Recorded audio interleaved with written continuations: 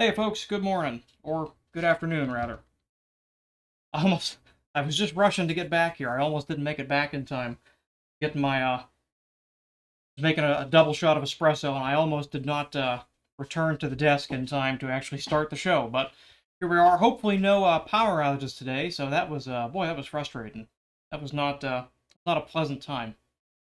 It's it makes you appreciate how good life is when suddenly you just don't have the power for a little bit of time. And of course, I was frustrated because we had a lot of folks in there talking. We had some good interaction going on, and all of a sudden, no dice. So, uh, morning, Robert. Morning, Bob. Good to see you here. Yes, I did get the groundhog. Did finally. We have. We met the enemy, and he is ours. So he has been dealt with for a couple weeks now. He ravaged my wife's garden early on, but we managed to save a lot of it. We managed to save one of her cabbage plants, and I'll have to get a picture of it if I can, because her garden is just uh as His Eminence Monty Don would say, it is a garden simply bursting with life. We're getting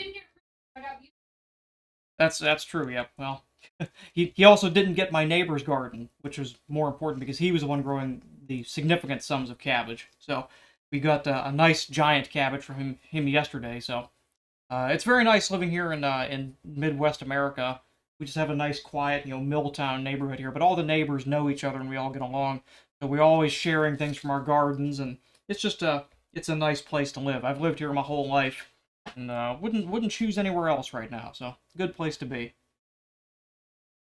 In any case, what we're going to do today, first of all, let me thank you all for rejoining today. Those of you who came back, I was frustrated again because I almost never decide to promote the stream. And yesterday I put it on my Instagram page like, hey, I'm going to stream today. Come and see what's up. And of course, as you know, it went south pretty quickly. So if you came back today, thank you for spending some time with me today. I know this is not my usual streaming day, but I'm glad you're here, and hopefully that little change up lets some new folks get in here. So, uh,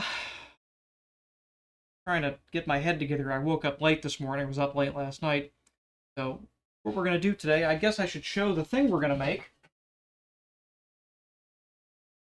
Could have had out already. I was working on yesterday, and I realized I never even got to actually do anything with it at all. I'm working on a very nice bifold here for Mr. Bob in chat there. We're going to be using green Botero for the interior, and for his request, here's what's going to be on the outside. This is an alligator skin I actually forgot that I had. I wouldn't have even known I had it if I hadn't gone through my inventory and itemized everything. But this is a nice cognac glazed alligator from Amtan, American Tanning. And you don't quite get the depth of the color coming through on my camera there. It's a little bit washed out, but this is a beautiful, deep, orangey, brown, red tone there. It's very similar to the peanut glaze. And this one here is actually something of a unique one. This is this is not their true cognac color. This is a bit of a darker version of it. So this one actually is closer to the peanut rather than the regular cognac. But I did a wallet some years ago with their normal cognac glazed skin.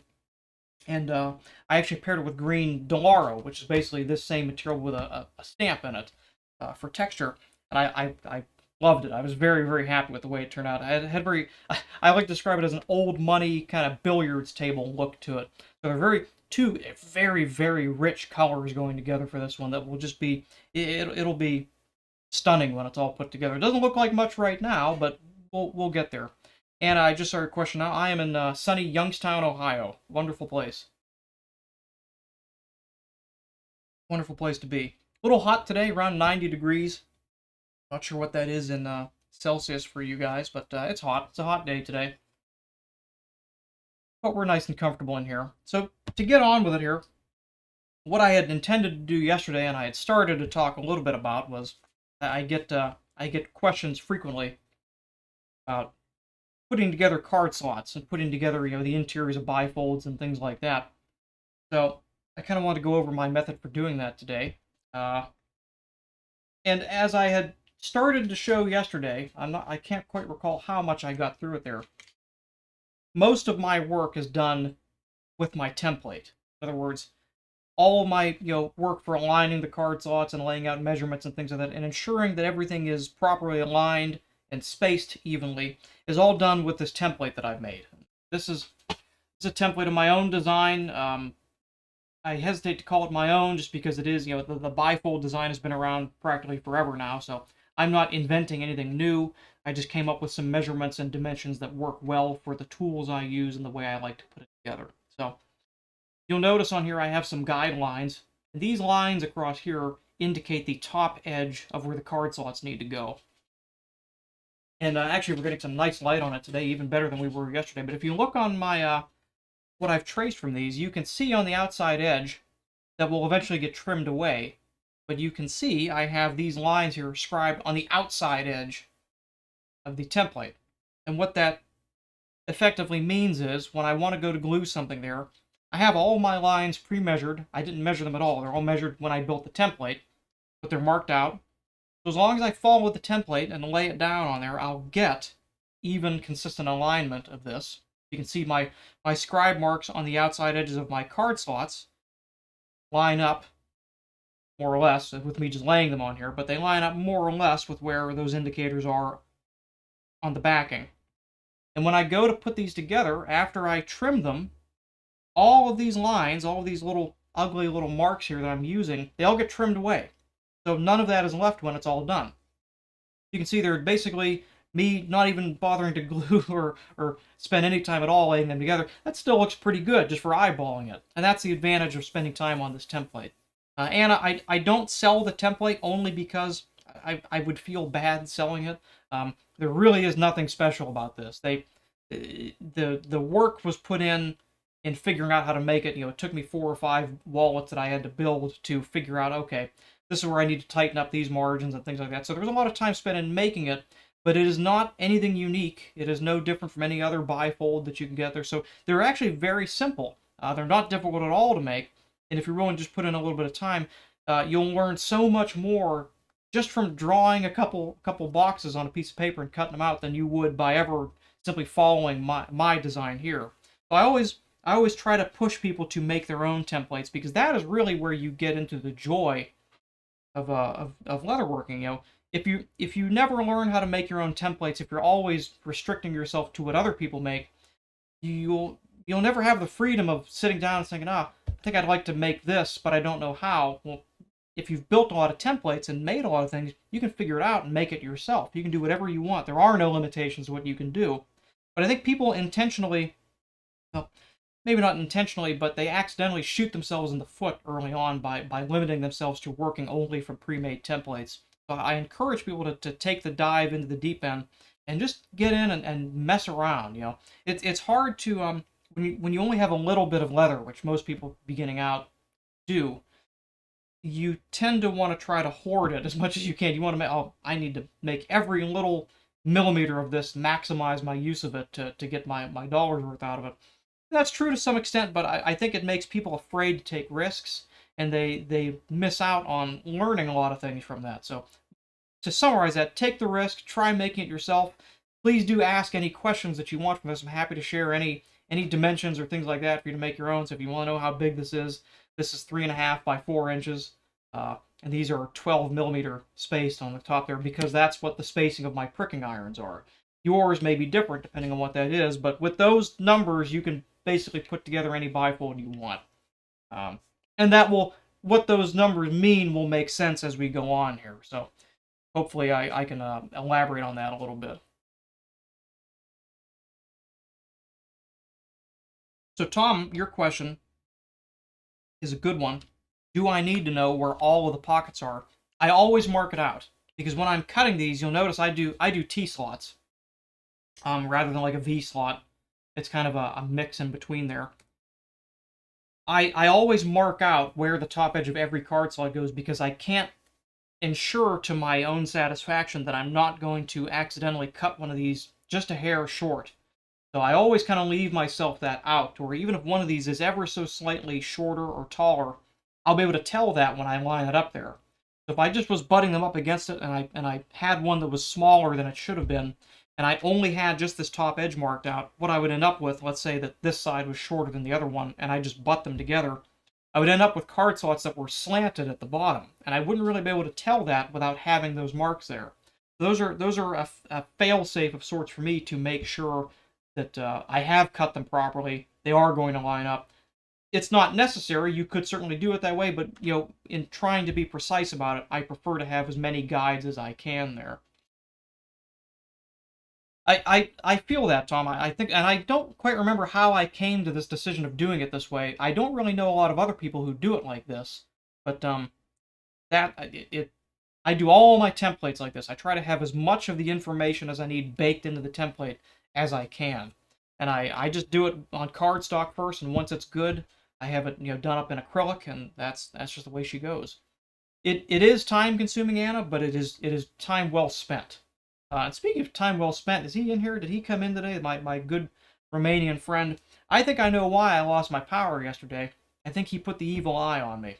I'm pretty sure he did. He's one of those friends that you love to have a friendly rivalry with just for the fun of it. I think he put the eye on me. I can feel it. I felt my head start to hurt, and then my power went out. I think it was him. So if time well spent is here, tell him to make himself known. If one of you guys in Discord, ping him for me. Tell him to get in here. That rascal. Alligator skin thickness varies depending on the size. Larger skins will usually be thicker. This one actually is a relatively small skin. What size is this? Oh no, this is a 33 centimeters. So this is a pretty good. This is a pretty normal size. I try to keep around 30 to 34 centimeter for my alligator hides. This one here is actually thinner than I would expect, and part of that is because of the fact that it's glazed. This glaze is not a finish that is applied to it. It is actually a burnished finish. They have a machine called a glazing jack with a big agate stone that actually burnishes and presses this finish on there. So when you're doing when you're working with glazed alligator, it is usually thinner than matte alligator, but it's more compressed fibers. Robert, the company I used is Ponico. I'll type that in chat. Who did this for me? They're pretty well known. They do a lot of stuff like that. I'll type it in chat here. And Steve, I actually was going to mention that if you want to post that link to that fella's post, this would be a great time to do it. A gentleman here in Ohio, actually, who's a woodworker his whole life and still spends every day. Wrap that up before I talk. There's a woodworker here in Ohio that still spends every day out in the shop, even though he's going to be turning 100 years old. And they put out a call for birthday cards for him. So my mother's making one, but Steve Knox has that information. So Steve, if you want to post that in chat for folks who might be interested, please do so. But I should probably get on with it here. I should get on with it before the power goes out. As you can see, I've taken the liberty of getting all of this prepared already. I've burnished the back sides, I've skived the outer edges here. I don't skive any other parts of these back pieces after much experimentation with it, just because I find that that's the way I like to have some of these edges thicker and some edges thinner. It would help if I didn't drop everything all over the place. But we're going to go ahead and start by gluing some of these card slots down. Get some tools out here. So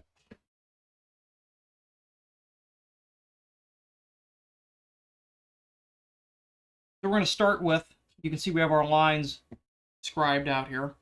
But before we glue anything, we're going to need to scuff this. Scuffing is an underrated and overlooked element to leatherworking, I find.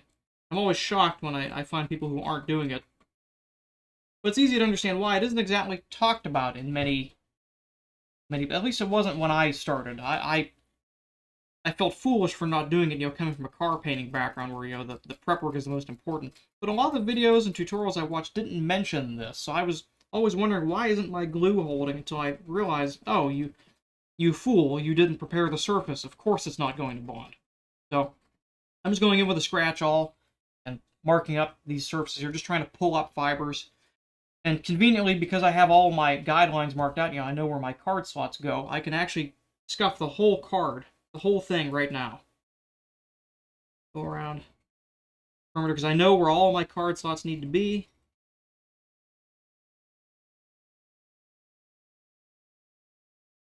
I'm not measuring out anything. I'm not trying to figure out where I need to scuff. I can see everything right there. So right off the bat, that saved me a little bit of time for having to figure out where I need to scuff. I know where it is already. That's a time savings right there.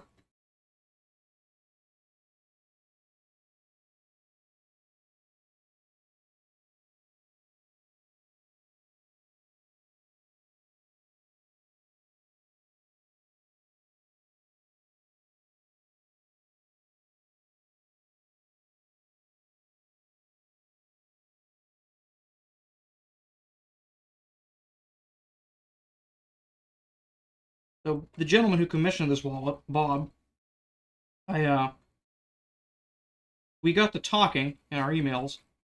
Uh, he mentioned that he's a model maker, which is something I've always been fascinated by. I used to love making models as a kid, and I think a lot of that translates over well to leatherworking in particular. Any hobby or craft where you have to be very detail oriented, great attention to small details, I think translates across disciplines quite well, and scale modeling is certainly one of those. He in particular makes scale model wooden sailing ships, which immediately I was interested in for obvious reasons. But Bob, if you're in here and you want to post some pictures of your model of HMS Victory, I think people would probably appreciate that. So feel free to drop a picture of that in chat if you're able to. But I got to talking, and we've had something of a running correspondence going on for the past couple weeks. So I know he was excited for me to get to this. I didn't think I was going to get to it for quite a while, but I got through a quite a large order rather quicker than I thought I was going to. So here we find ourselves. So I've scuffed these. The back sides, the flesh sides of these, I find I don't really need to do too much with, so I'm able just to glue those down directly. And I have my glue pot here. This is the Naval water-based glue. Basically, it's a PVA-based glue, so effectively think of Elmer's glue is what this is. It looks the same, smells the same, tastes the same. They say it is specially formulated for leather, and I'm sure that's probably true. I don't exactly know how, but this is my favorite glue to work with. Yes, Mom, Steve is the friend who told me about that when I sent you that last night, so if you're wondering why he knows that, there you go. Taking that, working that card slot down there. And the nice thing about the Sable glue is you don't really need a whole lot more than finger pressure to get it to set. Despite that, I am going to hit it with the my glass slicker just to really work that down and compress that glue into the fibers there. There's one. And again, you'll notice because my template does all this for me, I'm not really looking that much at what I'm doing here. I don't really have to. The template tells me everything I need to know.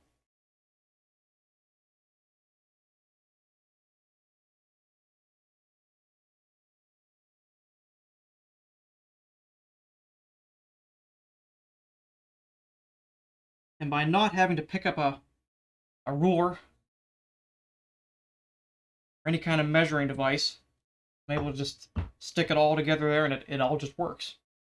Yeah, Tom, I honestly I wonder that. I would really love to know what the special formulation is, if any, that sets this apart from Elmer's glue. I've oftentimes thought of doing some actual like physical testing of these Elmer's versus the Sable glue, just to see is there a significant difference between the two of them. And if anybody's done that, or anybody has any practical experience with that, please do tell me. I'd be very curious to hear of that.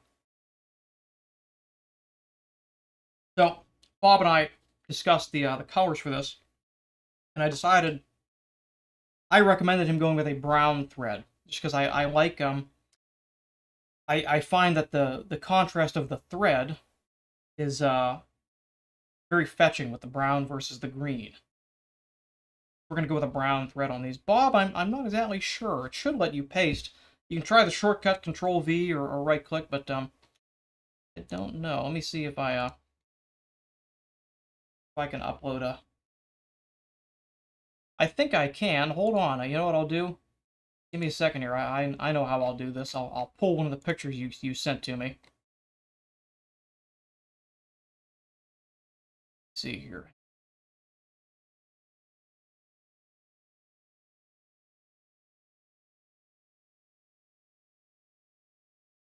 We have so many emails back and forth. There's a lot to parse. Hold on.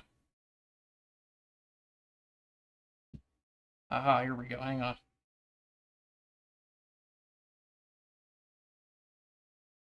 Hi, kitty. Hold on. Here we go. All right, I'm going to take a screenshot of this. Let's see, this should work. That's a shady looking URL, but you can trust it. That's safe. Trust me. Hello, little man.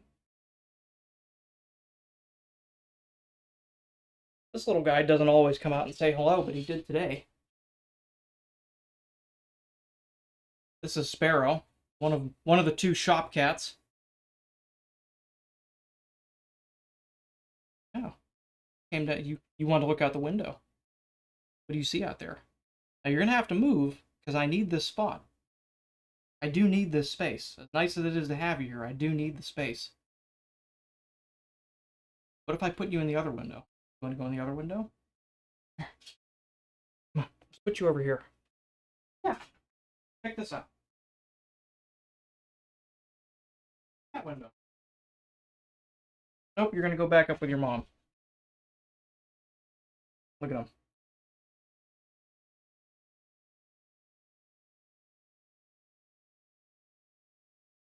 Anyway, that link in chat is a stern quarter view of HMS Victory that Bob made,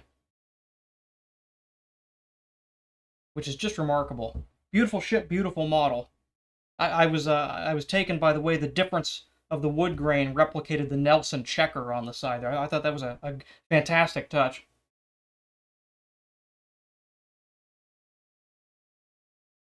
Yes. Although, funnily enough, Tom, I never have a problem with and I just use a steel ruler. I've never had a problem with the ruler marking Boteros. I always see people talking about that, but I never quite had that problem. Let's look here.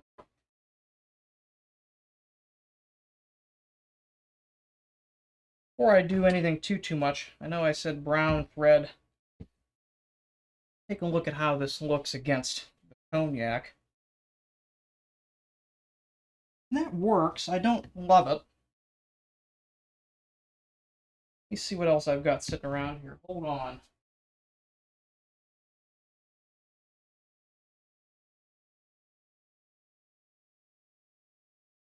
That's a little too bright, I think.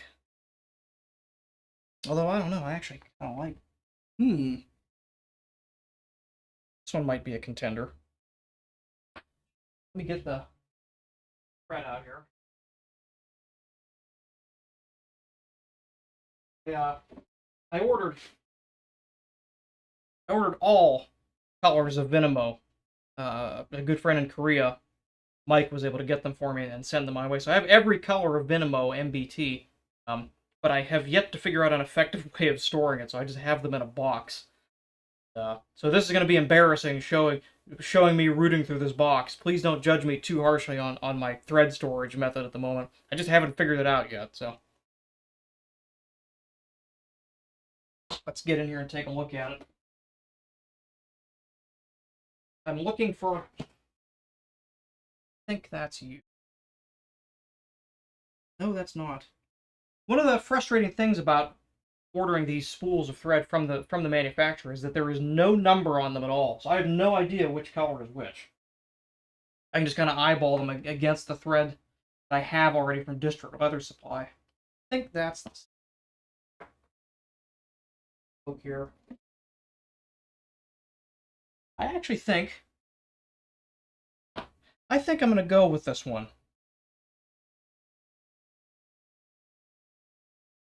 No, that is not the same. I like that one better.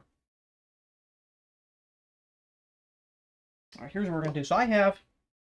So to actually explain what the hell I've been doing here, it's come time now to stitch the bottom of these card slots. I want to figure out what thread I'm going to use for the wallet. I have 3 different colors here that I think are contenders. We know we want to use brown, but obviously there's a lot of different browns. when you're doing your card slots and stitching the bottoms of them there, these are thread lines that are never seen. So it's a great time to experiment with what colors you want to use. You can actually see them up against the color of leather you're going to use. It's much better than actually just laying it across the leather and eyeballing it, because they do look a little bit different with the way it's stitched. You get a little bit of negative space between the stitch that changes the way it appears. So it's very valuable to actually have a practical representation of how that thread is going to look. So what I'm going to do, I'm going to stitch the bottoms of my card slots in, and I'm going to do a run of thread in each color. I've got 3 contenders here, and we're going to see which one looks the best. I think it's going to be this one, but this one could also be a contender. These are very, very similar colors. Very, very similar, but this one has slightly more coppery tone to it. This one here is a little more into the brown rather than copper color there. We're gonna do that and see what they look like. I'm almost certain it's not going to be this brown, but just for the sake of thoroughness, I'm going to stitch one with it anyway. Since, you know, what the hell, we're here.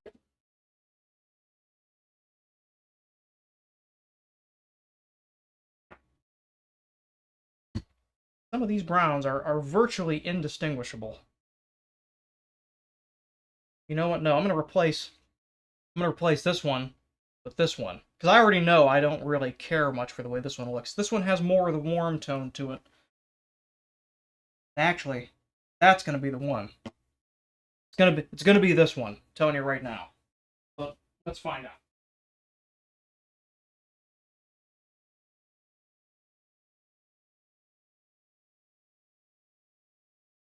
Color, I think, is something people tend to struggle with, and for whatever reason, I feel like I have a pretty good grasp of how to use color, and I don't know if that's the result of, you know, being the son of 2 watercolor artists, or having painted cars for 20 years. Probably a little bit of both, but it's hard to figure out how to work with color.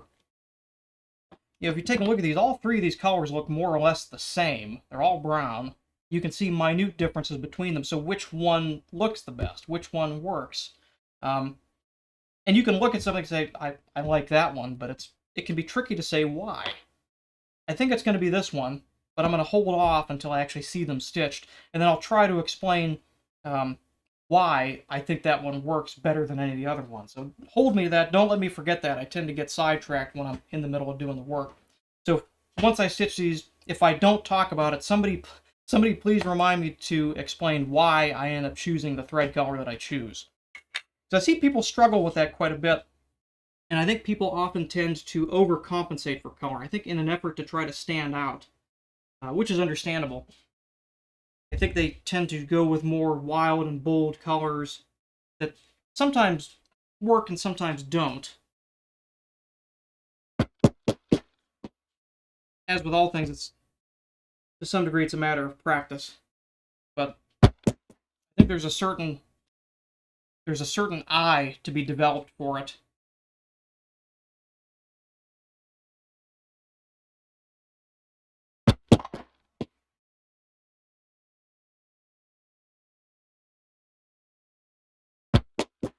Given a lot of thought over the years to whether I should get a sewing machine to do the bottoms of these card slots, because it is quite time consuming. But then I couldn't say that it was all fully hand stitched afterwards. So here we are. Notice I'm hammering the stitches before I actually stitch. It doesn't really matter so much on these because, again, these stitches are never seen. But it's good practice to do it, I find. It closes up the stitching holes and it makes it easier to align the thread in thin leathers. Now, before I actually start stitching, I'm going to... It's another time-saving measure of mine that I find. I'm going to thread all the needles I need. So I'm going to do 4 card slots. I will need 8 needles. Rather than stopping and starting and doing each one, I'm going to thread all my needles now, so that I just have them. All I have to do is glue them down, punch the holes, and I can get right to stitching. There's no pausing and stopping and starting, which is more of a mental time saver than a physical one, because, you know, it doesn't necessarily take any longer to do them now versus doing in the middle of it. But I find that it just keeps me focused better to not have to pause and thread the needles. So here's the first color, and I'm going to leave this over here with its respective spool of thread. Here's the first contender that I really thought was going to be the one, but after seeing that other one I pulled out, I don't think this is going to be it. We're going to find out, though.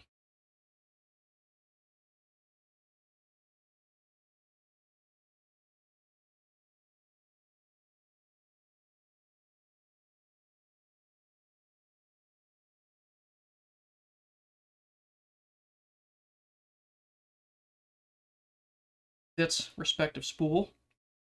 And on this one here, since we have 4 card slots to do, I'm going to do 2 runs of thread with this color, because I think this is going to be the color. And this way I'll be able to compare each of these 2 other colors to this one and see which one I like best. I can compare all of them to the one I think is going to be it.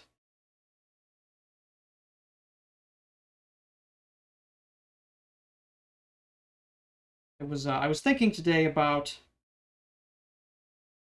I knew I had to do some stitching today, and it is probably the least thrilling thing to show on camera. I was thinking about people seem to enjoy it when I tell sea stories. God help me why. I don't know why they do, but thank you. It's very flattering of you to tell me. But I came up with one today because I was thinking my flag finally bit the dust. I've had the flag up. I've had the Don't Give Up the Ship flag flying since early 2020, when it seemed apropos to fly it, and I've gone through 2 of them now. I just leave them out all year. I like to let them get a little battle worn, and so my second flag finally ended up being done for. So I'm in the market for a new flag, and I haven't quite decided what I'm going to get yet. But I was thinking of the story as to where the phrase, where the motto "Don't give up the ship" came from, which a lot of people, I'm certain, don't know of. But I've seen that flag more and more often on social media and things like that. People flying it, and I wonder how many of them know what it means. And I thought, talking about Bob's sailing ship models, I thought that might be a good one to talk about today. But back to the subject at hand here, we're going to get, I'm just going across the bottom edge, stitching in the bottoms of the T-slots here. For any new joiners, for anybody who just popped in, we're going to assemble these together, and we're going to use these thread runs that are not visible when the wallet's put together. We're going to use these to check our color theory, to make sure that we've selected the right color of thread to go with these colors of the leather here. But I've got this one here. So again, I think this is going to be the color. I'm going to do one with the color I think I'm going to pick, and then one with one of my 2 alternates. Because I'll have 4 runs of thread in total, but I'll only be able to see 2 of them at any given time, because the card slots are going to cover them up. We'll basically be doing a process of elimination with this.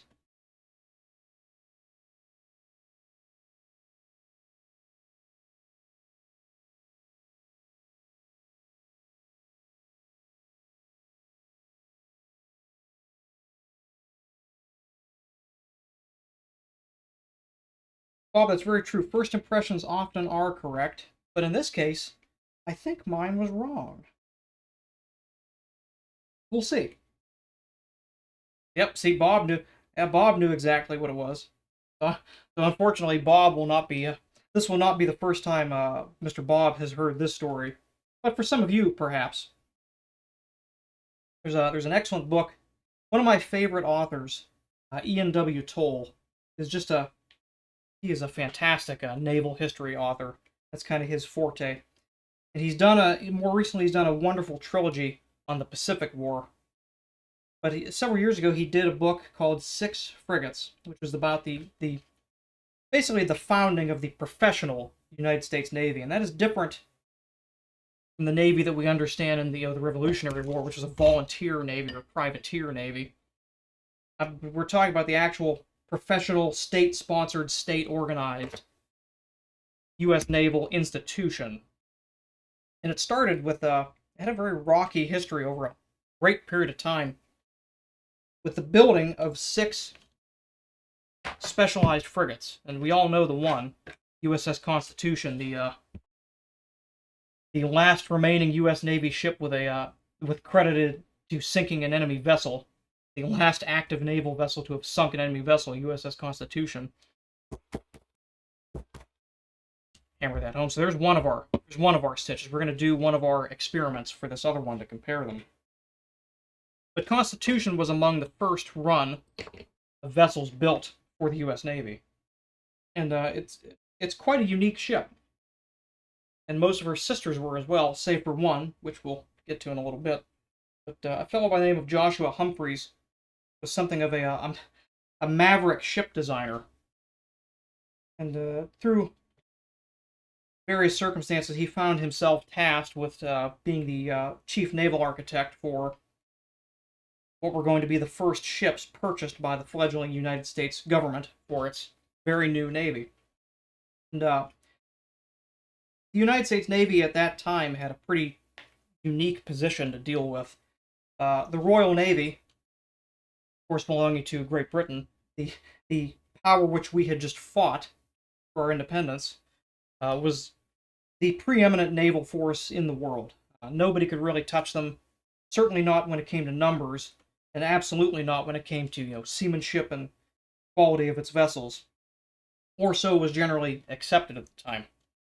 So we knew we could not have any ocean-going force that could reasonably stand up to that force. It would simply be overwhelmed almost immediately by whatever British squadron was nearest.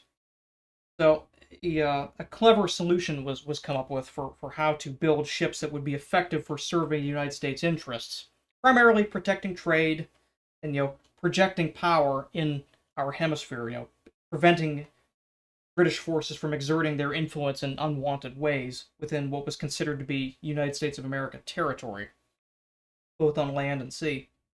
So they came to the conclusion that we can never match the number of ships. We don't really have the capability of building first rates and things like that, and even if we did, they would be outrun and captured by an enemy, flying squadron. So they built a series of frigates, and a frigate is a smaller naval vessel, generally with fewer than 50 guns. They're quite often used for patrol, commerce raiding, things like that. They're not particularly line of battle ships. They very rarely stand in the line of battle just because they're usually quite small and undergunned compared to the heavier second and third rates, and wouldn't really have much of a fighting chance against the first rate. It would simply run away. So building frigates seemed to be a good solution to the U.S. Navy because, again, it would serve the need of protecting commerce and patrolling the coastline. We're going to pause that story for a second, and we're going to compare our first 2 thread colors.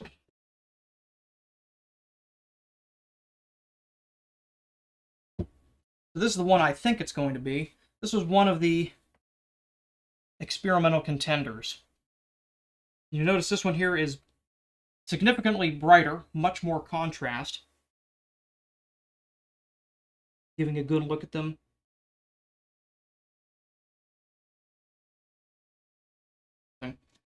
I like that more than I thought I would. Let's see how it looks against the alligator.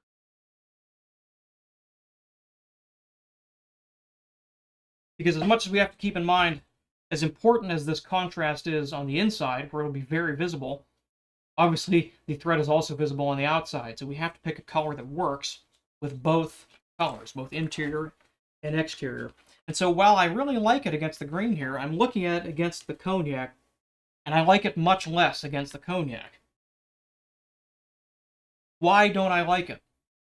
Well, the color of this thread has I don't really have the art background to adequately describe it, so I'll do the best I can with what I think I'm seeing here. But I'm looking at it. Okay, the warmth is good. This one's a little too warm. There's a little too much kind of butterscotchy, kind of almost yellowy orange color going in here. That looks great against the green, but less good against the cognac. And again, the thread has to work against both. This one here, while it is a little more subtle, there is still contrast. Let's see how it looks against cognac. Now that there, I like a lot better.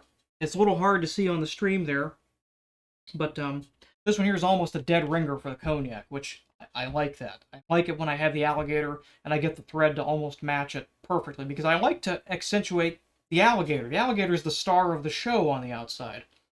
Sometimes, when you have certain colors and you want to accent it with a thread, that's okay. This is one of those ones where it's already pretty bold enough as it is. It doesn't need a lot going on there. It's good just on itself. So just letting the alligator show itself and not really distracting with the additional thread color, I think is the right choice. So difficult choice there, but I think it's still this one, at least right now. So we're gonna rule out this thread. I like it against the inside. I don't like it against the outside. There's one more contender to choose from. Let's take a look and see how we like that one. Now, to glue our next card slots down, something we have to do first, and I'm sure you've seen me do this in my videos before, but what we're going to do, what you have to keep in mind of with these wallets, as you're putting cards and things like that in there, you're adding a lot of tension to it. And when these card slots are flat, they resist the card going in. That's what holds them in place. But you start to get unwanted tension when you start adding, 1, 2, 3 cards in there, to the point where down at the bottom there, if you just glued them all flat, you would have an excess amount of tension, more than you would want there. So we mitigate that by, after gluing down a card slot, we put a card inside it. That gives us just a little bit of extra space underneath there, where when we glue the next card slot over top of it, it is not fighting any cards underneath it. It's going to have tension against any card that's put here, but it won't be fighting anything that's behind it. So basically, this lets us do each individual card slot as only working with its own tension. It's only working to hold its own card in.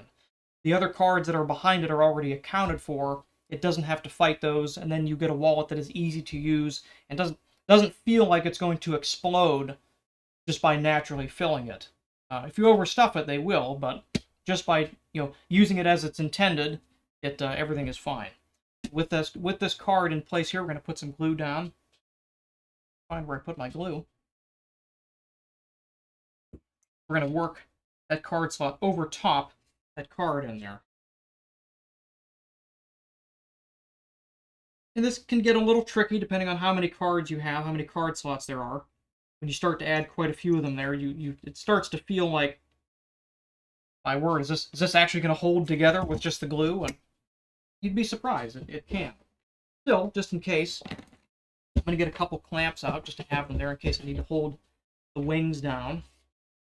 And again, I'm going in here, I am dropping the card slot. But other than that, I'm not wasting any time measuring, I'm not really lining anything. All that has been done already by the template. I'm going to line it up there. Another reason I like this Sewa glue versus other contact glues is it has a little bit of a working time. Not much, about a minute, but it lets you work the card slots up and get a really nice snug fit there. Pinch that together, hold that up there, work that down with the glass sinker.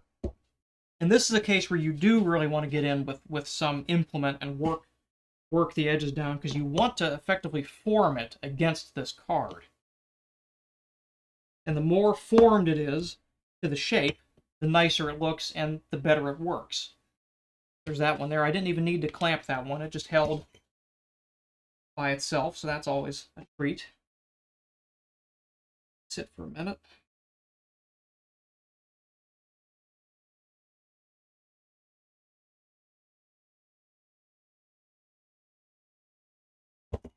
Okay, here's the next one.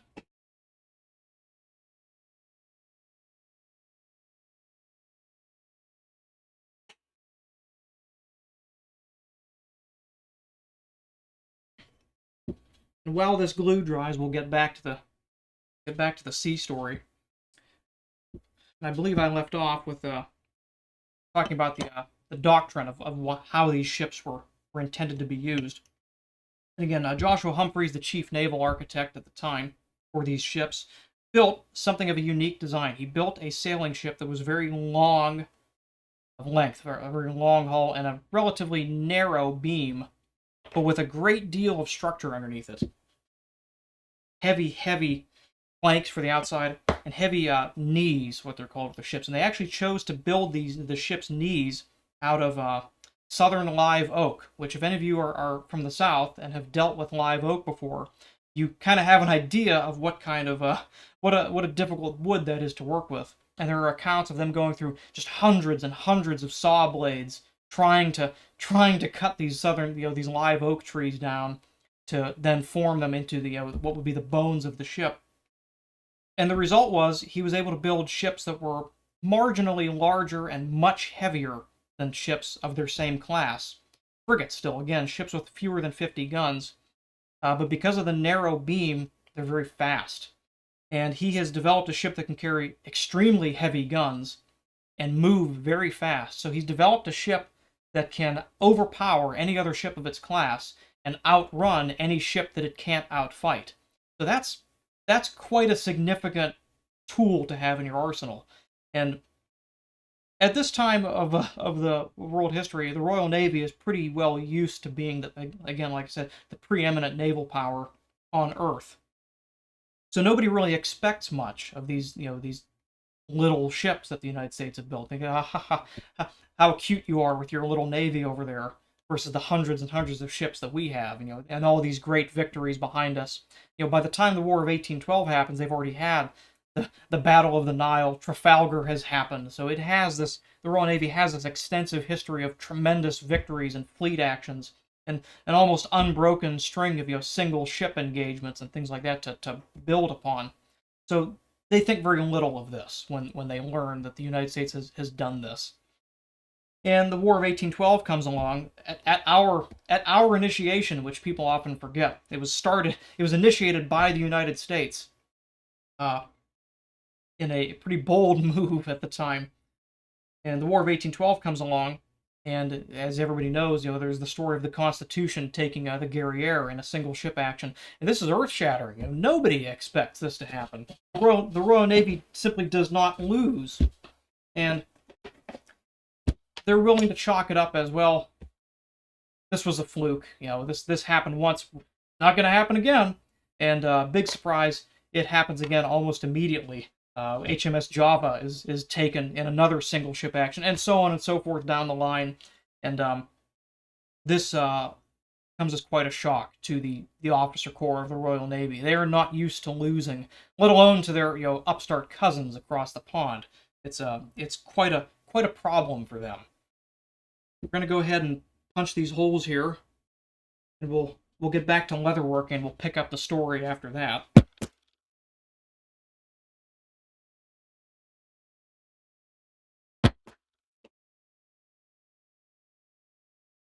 I like to leave the cards in here for as long as I can, because again, the more time the leather has to stretch around the cards, the more formed it is when the wallet's put together. I'll leave that in there as much as I can until it starts to become a nuisance.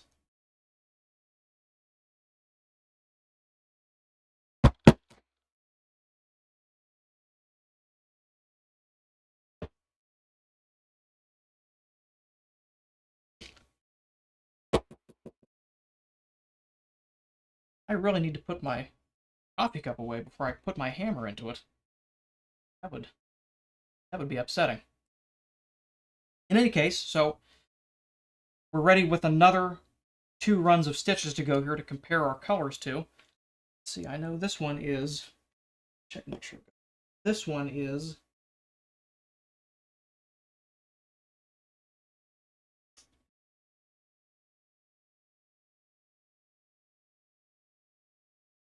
okay. So I have these marked out for left and right. I'm going to stitch the left one with the other contender. I'm going to stitch the right side one with the thread that I think is the one we're going to use already. So let's see how these look. So we'll do the contender first.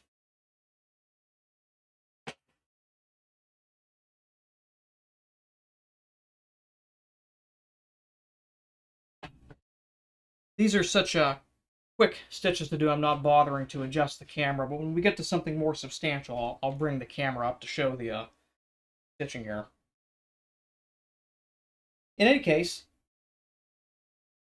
a string of surprising victories for the fledgling United States Navy against the seemingly all-powerful Royal Navy of Great Britain. That said, the numbers that the Royal Navy has are still quite telling. A series of single ship actions may do a lot for morale, but it doesn't necessarily affect the outcome of the greater conflict as much as you might think. As certainly not as much as the Americans would have hoped. The British are still able to almost completely blockade the American East Coast, and this does not help commerce very much at all. It's quite bad. And this is where HMS Shannon, a British frigate, finds itself off the East Coast. She is commanded by Captain Philip Broke. And for the past few months, she has been sitting off the eastern coast of the United States with pretty ripe pickings, Even with a blockade, commerce and business must still be done, so there are ships always trying to run the blockade and get out of American waters off to France and other places where they can exchange goods and keep the economy alive. So Shannon is able to intercept and capture quite a few of these prize ships, and she dispatches them off to Halifax. And Philip Broke is he is a naval officer through and through. He feels quite keenly, these blows that have been inflicted upon his service, what his life has been built around. It does not sit well with him that the Royal Navy has not answered these challenges in what he sees as an effective way. And when I say Broke is a naval man through and through, it is his life. Being a fighting man on a fighting ship is what he is about. And he is noted for intensely drilling his crew on gunnery, great gun practice at least once a week, small arms practice once a week, running challenge after challenge of his ship's crew, seeing who can hit a floating cask quicker than any of the other gun crews and things like that. So promoting a very, very high state of readiness. Something that you would expect of a military officer, but this is not always the case, as we come to find in this time. For a long time in the Royal Navy, ship's captains were responsible for purchasing their own powder, and so many of them were reluctant to expend it because it was coming out of their pocket. So things like gunnery drills and things like that on some ships either happened very rarely or didn't happen at all. But Broke was unusual in that he insisted upon it. He demanded that his men be ready to face any threat. So HMS Shannon, despite being a small ship, a frigate, the classical sense of the frigate, not like the American heavy frigates, it is a potent little fighting vessel. But it's under strength. Like I said, it's been out there for a good, for quite a few months, which when you're at sea, that takes its toll. You start to run low on fresh rations, fresh water. Because this time there was no ship desalinization available. They had to carry casks of fresh water. They had to be continually resupplied from Canada and other places. So it's quite difficult to be on station for any length of time, and Broke knows this. He's been watching the American coastline to try to find one of these 6 American frigates to engage in battle. And he just narrowly misses, I believe it's USS President. President sneaks out under cover of darkness and in a storm to go commerce raiding and do its business. But he also knows that in harbor is USS Chesapeake. Chesapeake is sort of the bastard child of the 6 frigates of the U.S. Navy, because it, although being initially designed by Joshua Humphreys, Humphreys had an apprentice by the name of Josiah Fox, who, while capable, did not have the same sense of design as Humphreys did. And in the need for getting as many ships built as possible, the United States government appointed Josiah Fox in charge of overseeing construction of USS Chesapeake. So Chesapeake ends up being built to a very different design than what Humphreys intended, where it is much more of the classical frigate design. It is not as heavy or not as powerful as Constitution or Constellation and the other ships. So it ends up being a very even match for Shannon. Where any of these other heavy ships would have, easily battered it with heavy guns and been able to resist its, 18-pound cannon shot. Chesapeake is not that. And despite having a relatively, fresh and rested crew, many of them are inexperienced. Many of the officers have not been to sea, or not been to sea very much. Many of the crew are operating, simply on zeal rather than experience, which is the opposite of the Shannon's crew. They're hardened veterans, and they know what their business is. So Broke is, of course, distressed over missing out on an opportunity to engage one of the American ships, but he knows Constellation, or he knows Chesapeake is still in harbor, and he's rather frustrated because Chesapeake refuses to leave harbor for an extended period of time. It is remaining in harbor, provisioning ostensibly, but Broke sees this as cowardice on the course of its captain, to the point where he begins issuing verbal challenges to USS Chesapeake. He will take American merchant ships, and at this point he's running so low on his crew that he just burns them to the ground because he can't spare to send a prize crew back. So he'll burn them to the ground, and again, he doesn't even have room to take any prisoners. He just sends them back into the harbor. But he sends them with this oral challenge to Chesapeake: come out and fight. I will send my friends away. I will make it so it is just you and I. We'll have a one-on-one fight. Come out and fight me, you coward, is basically what he is saying to USS Chesapeake. Chesapeake is commanded by Captain James Lawrence, who will be very important to this story when we get there. I'm kind of meandering my way there. We'll pause that for a second. So here we have another fresh color comparison to do, and you notice this one is much more. It shows up quite distinctly on camera, but it's a little more subtle than the first one is. So we have this one on the right. This is the one that I like, and this is the one that I want to compare it to. And again, against the green, both of these colors, both of them look fantastic. Both of them look great. Let's try it against the cognac.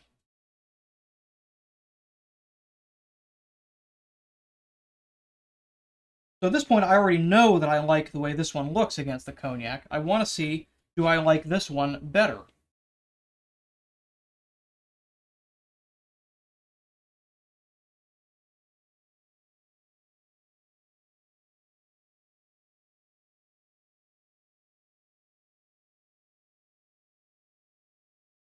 And in something of an upset, I actually think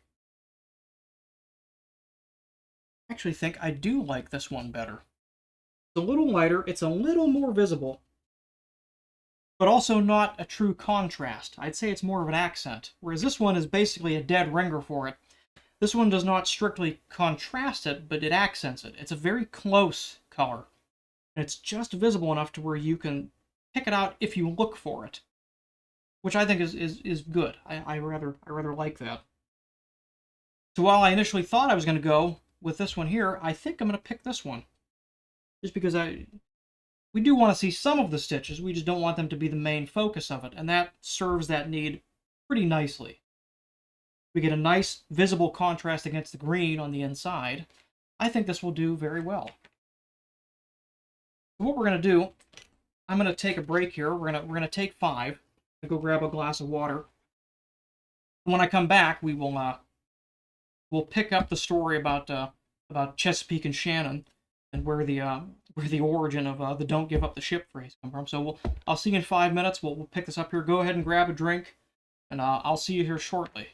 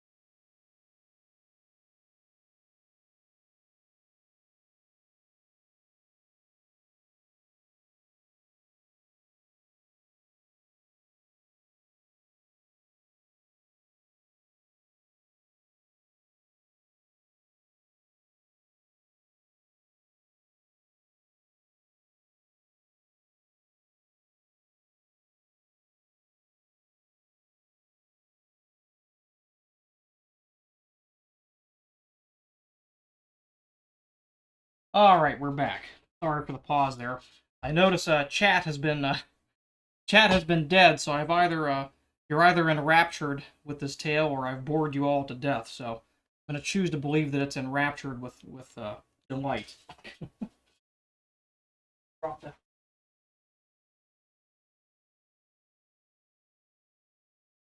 Before I go too much further, I'm going to police up the spent needles and thread because, as you saw earlier, we have cats around here.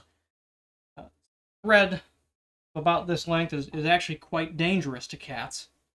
So I want to be quite careful with that. We want to make sure that's all wrapped up and thrown away before we, get into something and just forget about it, and the cat wanders in and eats one, and then that's a $3,000 vet bill and a sick cat. Not good. So again, quite militant about policing up the thread and needles.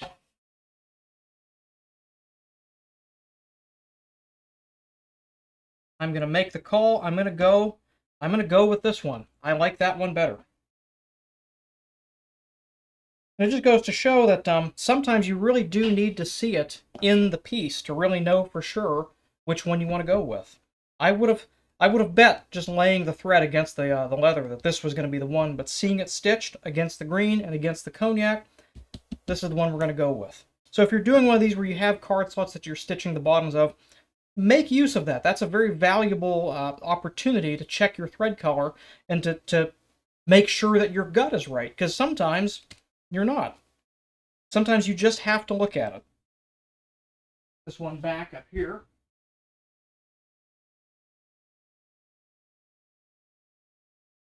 Put the needles away.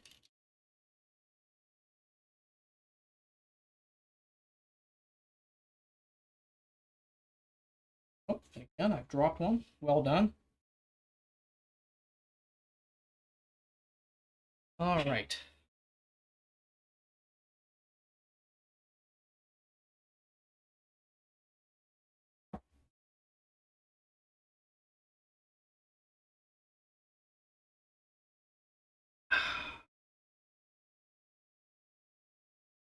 Now, we're ready to go ahead and put the outermost card slots on. Again, we're going to take 2 more cards. Like I said, when we did these ones here, we basically mitigated the tension of the card underneath it by gluing it around a card. We're going to do that again on this one, so that this outermost card slot is not fighting the tension behind it. It is only working against the card that it's actually holding. Now, the only downside to this is obviously you would need to have cards underneath it for it to effectively hold all the cards in. But if it's one thing I've noticed about people carrying wallets, they almost never have empty card slots. They're almost always using every single one and usually putting more in there than the wallet's intended for. I myself am guilty of this. My mid wallet, I always say, can hold about 8 to 10 cards. I have 14 cards in my own personal wallet, and as much as I tell people I don't carry the rewards cards and don't carry things you don't need, everybody does. I still do. So it in practice it is not a problem. If that has been something that has been holding you back from trying this, in practice it does not matter. So we're going to put these cards in. We're going to glue outermost card slots in, and you want to try to get these down as far as you can. You want to get all the way up to that glue and that stitch line. Make sure you're getting an effective representation of what the tension will be. Now you notice on these bottom corners I've marked left and right, and normally that's less important than it would be on this one, but in this particular case I have not 1 but 2 foil stamps, and I want to make sure they go on the correct side. What determines which one is the left and right? It is the one on which I have the sky. So this is the outside edge here. This is where all of the layers are going to finally come together and combine, so it has to be skived to the thinnest that it can be. This is the outside edge. This outside edge being on the left, that makes this the left side. And we want to have on the right side, have Mr. Bob's initials there. On the left side, he requested, which I was flattered by, my logo done in foil. Ooh, popping up there, we're just going to wipe that off.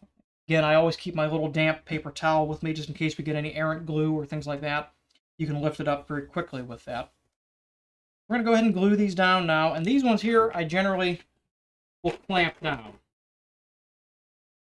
Because now we're using just the glue, and fresh glue, not contact glue, but PVA glue, so glue that doesn't set immediately. We need to hold it in place until it does set against quite a bit of tension. If you look in the back there, you can see how much that has to wrap around, how much tension we're actually mitigating with that. We want to make sure that we get it clamped down to where that glue can cure for at least a minute or so, and then we don't have to worry about it as we're working with it from there on. So, with that said, let's quit talking about it. Let's do it. You'll notice, as all my colleagues always love to point out, I am being very generous with the glue. I don't hold back when it comes to glue. Glue is cheap. Delamination is not. When I glue something, I like to see that it is glued down. It is secure. Here's the left side. Why am I having so much difficulty with arranging my space today? What has happened to me?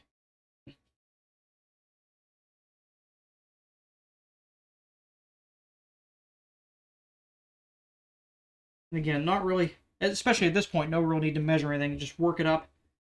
Get it pressed up against that bottom edge of the above card slot there. Take the glass slicker and really press it down. And when you're doing this, you want to be careful, especially with Patero. You want to really be careful about keeping your glass slicker just on the edge. If you run it over here and you run it against where this rests over the top of the card slot, you'll leave a burnish mark there. Especially on a color like green that is not heavily finished compared to colors like black or something like that. This is a color that can mar easily if you're not careful. Glue that came out on there. Wipe that down. And while this sets, that's actually holding quite nicely. I'm going to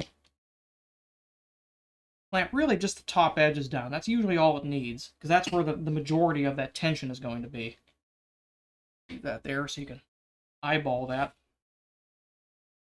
I don't always put my logo in foil, but I'm always happy when I do, because I think it looks quite nice.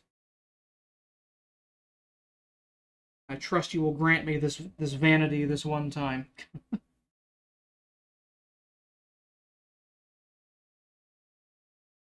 Dima. My big cat, Dima. He knows that it's an hour away from his feeding. He is ever an opportunist, so he's sitting behind me, mewling pitifully. I'm sure he'll make himself known here in just a moment. Here's the right side with the customer's initials going on. Work it up to the line there.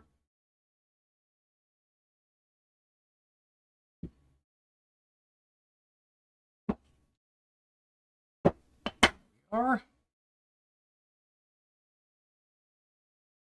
wonderful. Those look quite good. Come here, you. Yes, come say hello. Your brother already did. Yeah. You always want to say hello. There he is. This is Dima. Yeah. You know what time it almost is, but not yet. You're lucky that we're waiting for the glue to dry and I can sit here and hold you. I have nothing else to do but talk. Yeah, well, thank you. So big. Such a big cat. How did you get so big?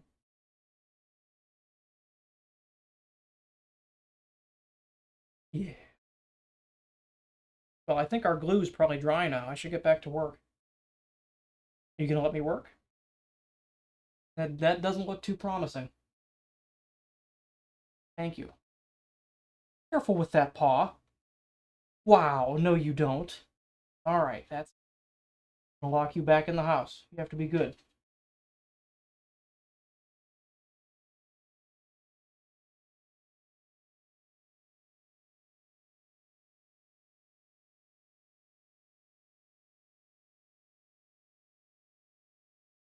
Of course he approves. We can take our clamps off there. Now, if you look closely, I know there's always concern about using clamps and things like that. We do have some small marks where those clamps were, but not to worry. When we stitch this, all of that will be obliterated by our stitch line. Any marks left over from your clamps, any working marks left over from the glass slicker, things like that. Again, as long as you don't burnish this ridge here, all of that gets covered up and removed when we go to punch holes for stitching. So don't worry about being too nice about it. Again, you literally are going to be driving holes through that section in just a moment, so be free of fear.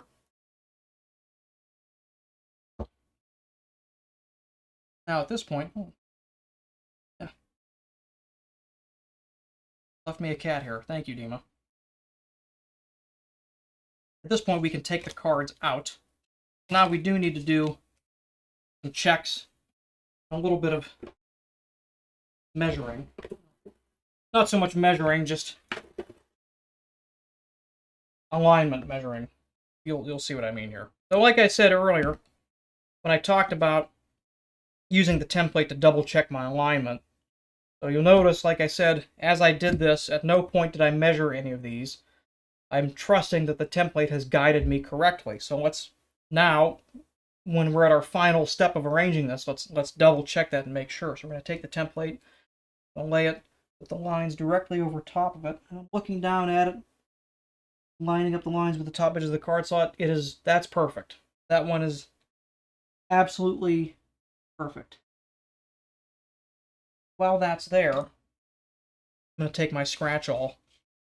I'm just going to do a final scribe of that line. Because when you glue them down, when you're working the card slots over that length, over top the cards, you do get a little bit of deformation, a little bit of distortion in the lines. So you do want to rescribe the lines after it's all been assembled.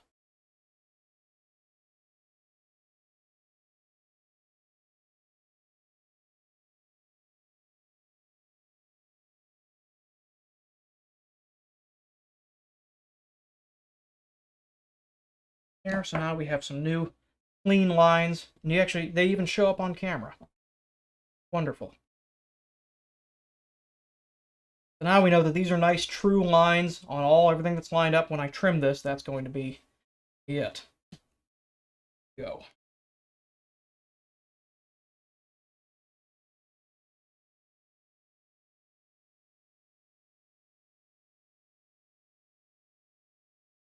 And we're going to do the same thing here.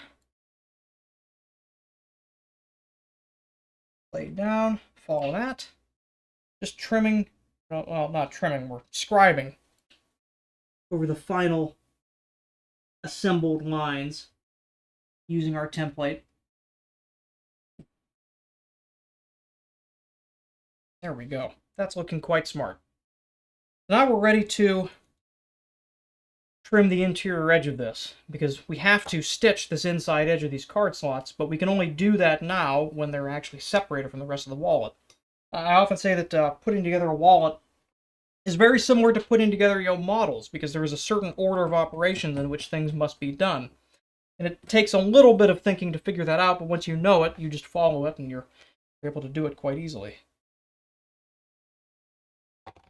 We're going to take this, and I use a long ruler for this, because I like to be able to lay the ruler flat over this and have tension. I hold it down at the ends. I like it to flex, and that gives me a nice, good grip on the piece I'm about to cut. So this is our right side card slot. I know I need to cut the inside edge, so we're going to cut the left side of this one.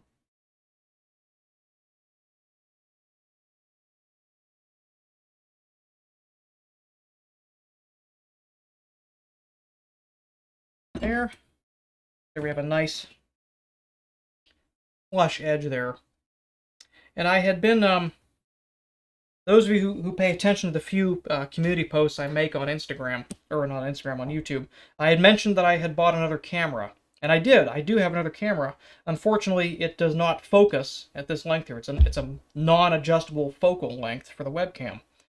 So I have to send it back. It looks like I'm going to have to invest in something a little more expensive to do this. Tom, on the Botero wallets, I usually do not line the backs just because the weight I'm working with, it becomes too thick to do that. So I generally reserve that for Chev wallets and things like that. Something where we're working with something very, very thin. These ones it is not really practicable with.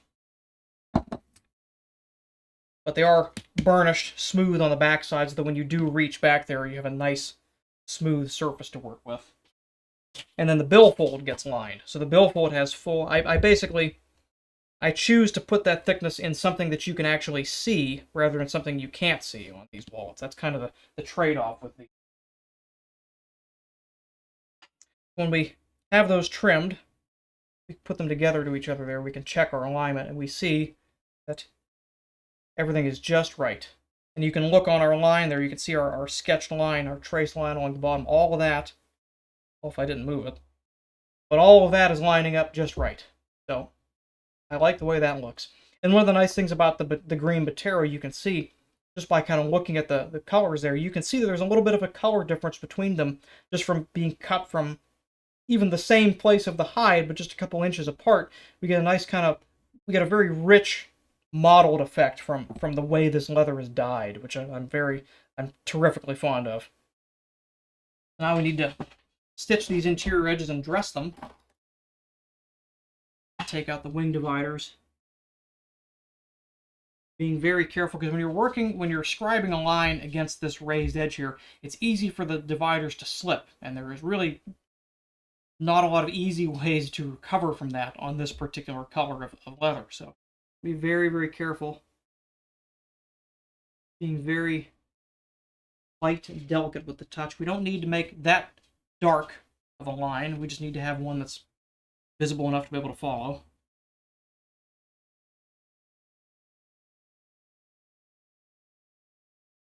There we go there. Take that.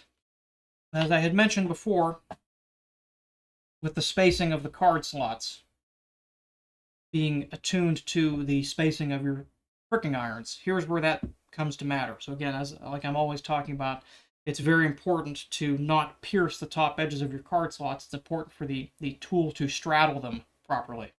So, you look at this here. We line that up. You may not be able to see it on the camera, but you'll certainly see it once the holes are punched. There.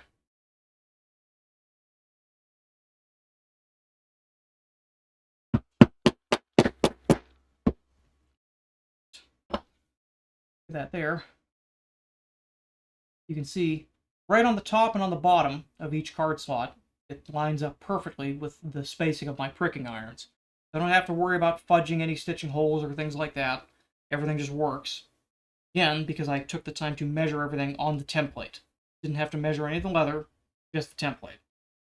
So I guess the key takeaway from this is spend time on your templates, and it saves you time later. That was what I was trying to convey yesterday until my power went out.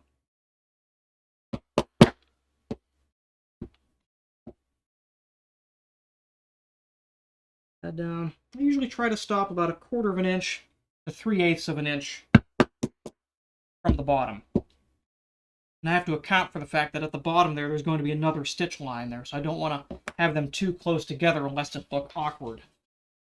There's that one done. Let's go ahead and do the next one. Then we'll get to stitching these, and I'll continue my sea story and finish putting everybody to sleep.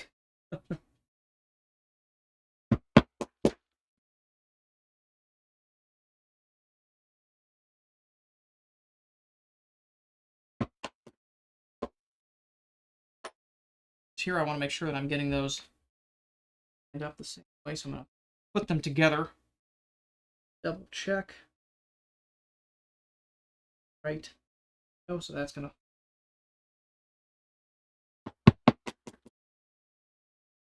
There we go. Put those together. Same length, same spacing of the stitching holes.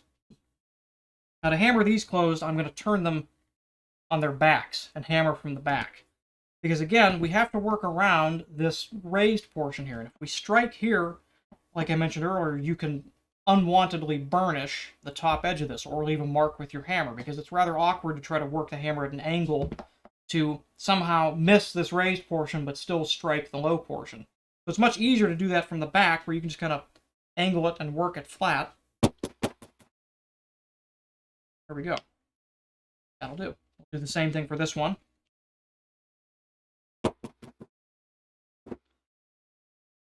Wonderful.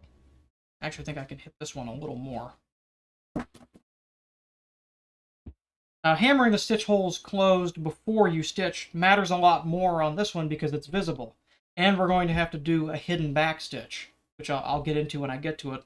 But you want to have a nice tight stitching hole to hold that thread in place. It makes it much easier to mimic the look of the saddle stitch when you're doing your back stitch there.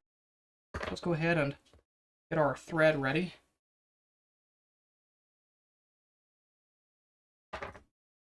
Same as before, I'm going to prepare all my needles and thread before I get into stitching. And on this one, I actually will adjust the camera. And like picked out one of my bent needles there. I've been using the same set of needles since when I started. They're all a little bit bent by this point, but I find it doesn't matter.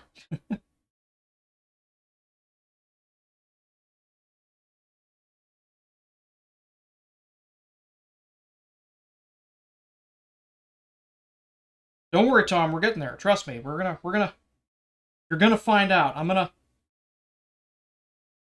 Listen. I'm gonna tell the end of the story. I promise. But first, I need you to PayPal me $100 if you want to hear the end of the story. No, we're not gonna do that. The only thing I will ask is if you take a moment, if you haven't done so already, please do hit the like button. I hate having to shill for that. I hate having to ask for that, but they say that if you ask for it, people do it more often. And I guess having more likes on a video makes it higher in the damn algorithm and whatever. I living and working in this world, I still fail to understand it. But it is what it is.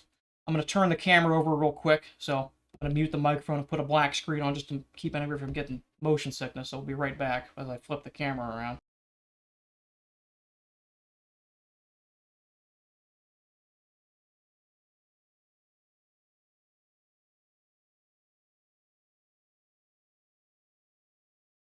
Oh, that's jarring to come back to. Good Lord.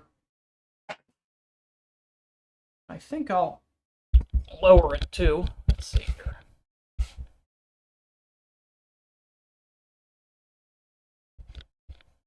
Well, Tom, I'm glad you're invested in the story. It's a good story. In fact, so here's the best part of this story. This is my favorite part of the story. I actually printed this out so I would have it here. But this is the most remarkable thing. So where we left off, like I said, Broke, captain of HMS Shannon, really, really badly wants to fight USS Chesapeake. And Chesapeake is not putting to sea. It's in port provisioning, and it's getting to the point where Broke repeatedly sending these oral demands like, come out and fight me, you damn coward.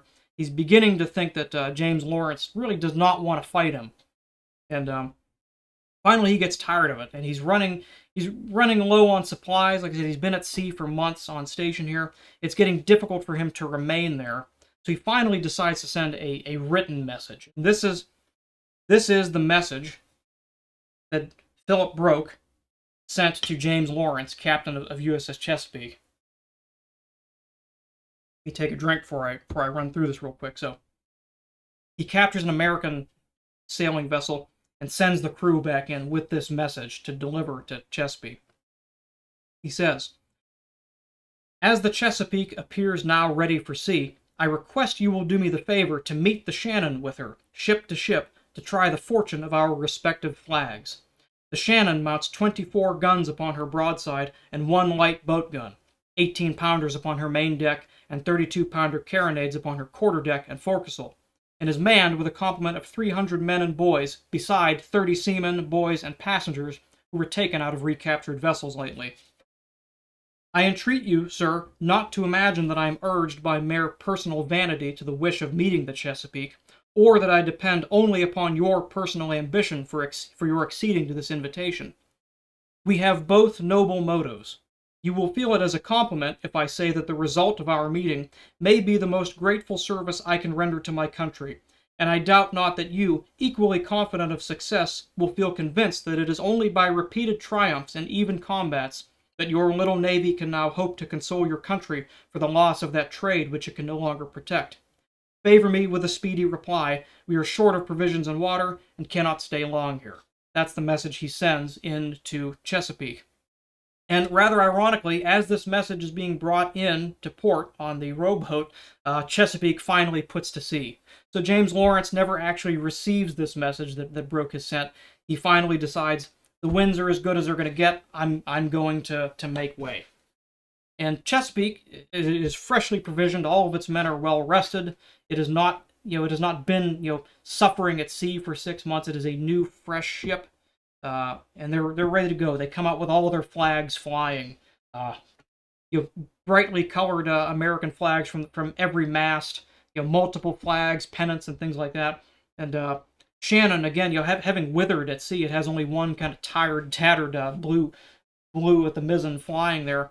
And one of Broke's seamen comes and asks him, "Sir, may we not fly some extra flags to look as good as they do?" And Broke says, No, we've always been a subtle ship. And that is the way at which the engagement starts.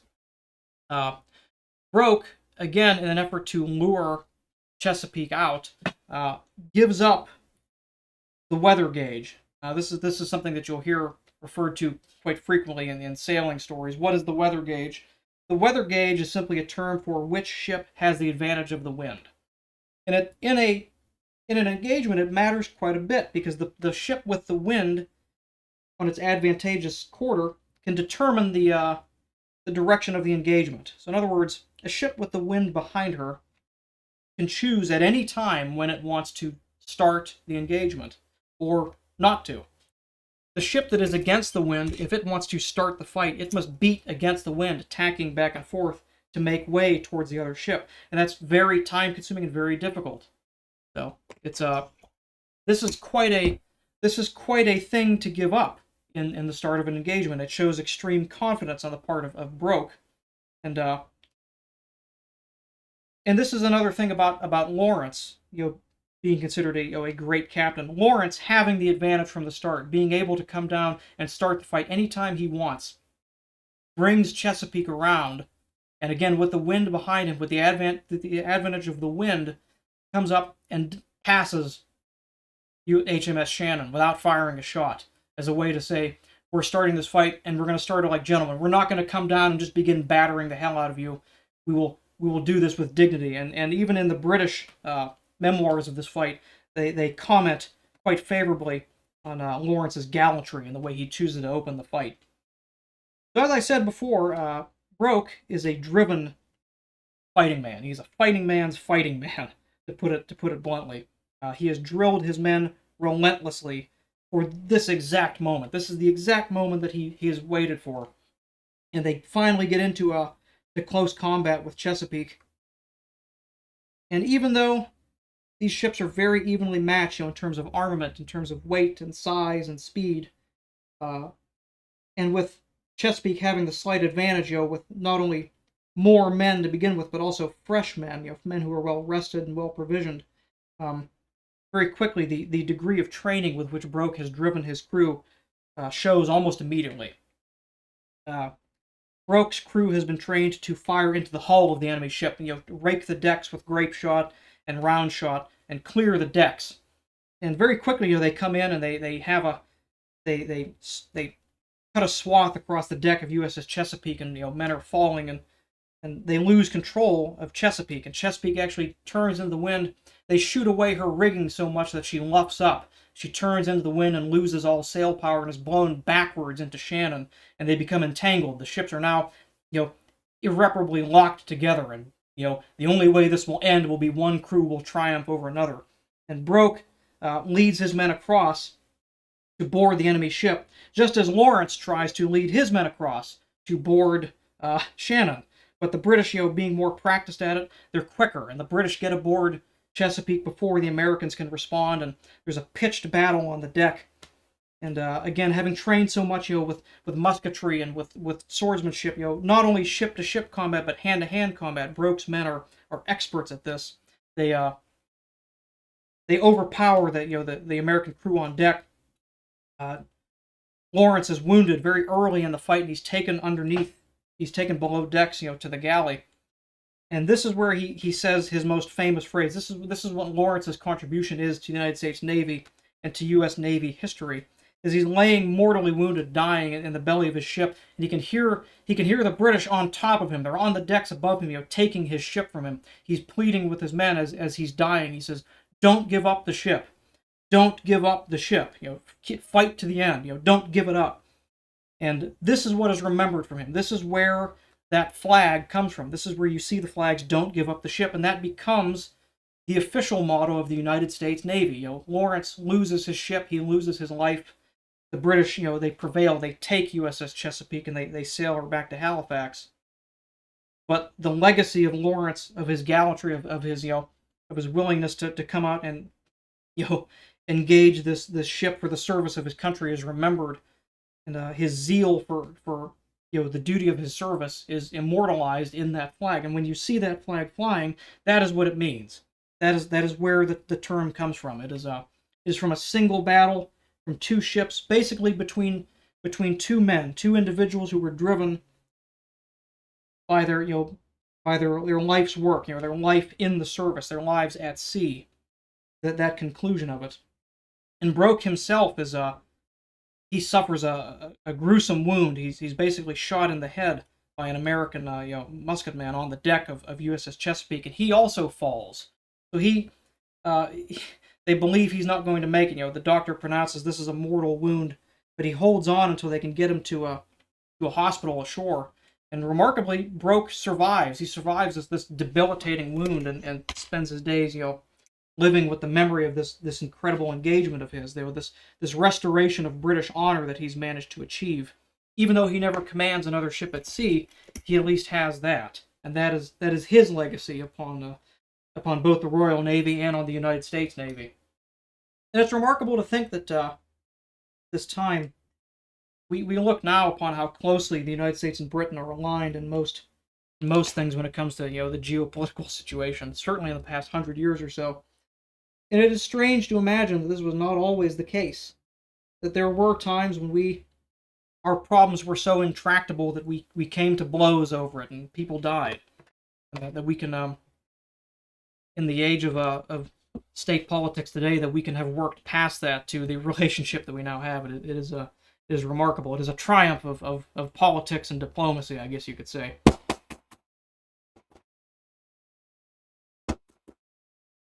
I realize I didn't talk at all about what I was doing there. So here's the first set of card slots stitched up, ready to go. We'll do the next one. But that's the story of USS Chesapeake and HMS Shannon. Hello, Santiago. Good to see you. I'm glad you came in for my story there. The War of 1812 was very interesting in that we tend to remember it in the context of it being quite a large deal for us. The British land an invasion force and they burned the White House and all that. But to Great Britain, it was a backdrop to the Napoleonic Wars. It was simply another conflict and an ongoing conflict that had been raging for almost 20 years at that point. So it's quite interesting to think of it in those terms. But for the United States, it was very important.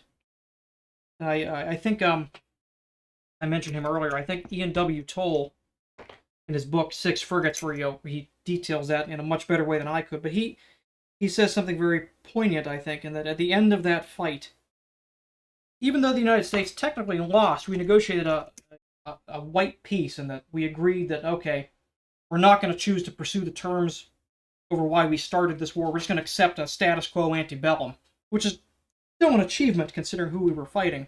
But we did not meet our war goals, and we negotiated peace that way.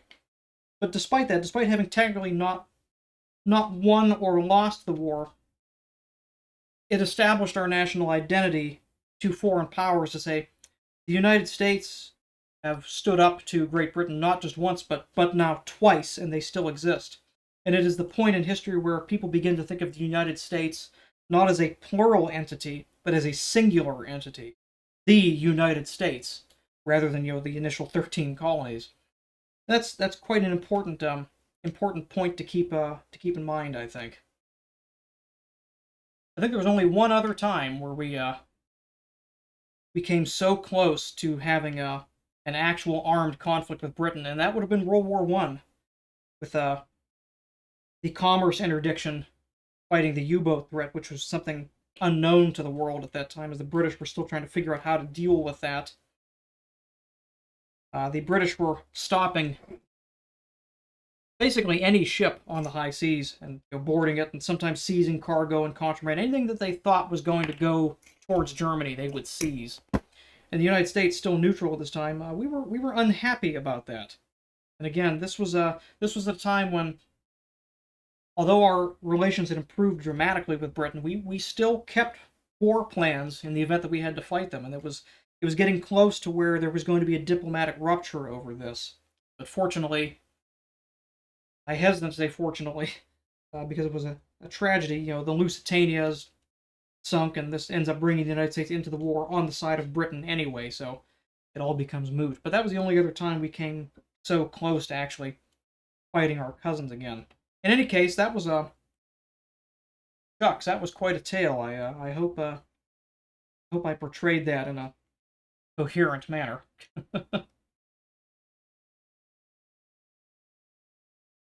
I love a good sea story. I love a good naval history story, so I figured that would at least give me something to talk about while I was sitting here stitching. Thank you for joining me on that. I hope you enjoyed it. We've come up to the hidden backstitch here.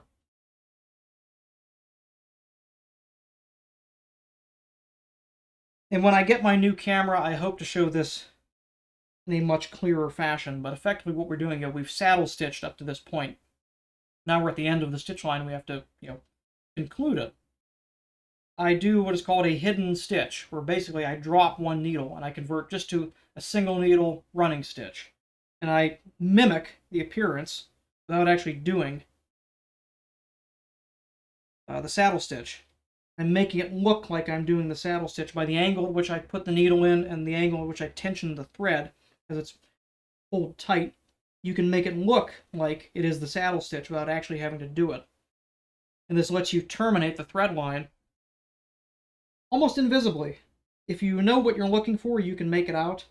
And obviously, knowing where the thread would logically have to end, you can spot it. But it is a very effective way to terminate your thread runs without having a visible backstitch. I find that works very nicely on fine goods.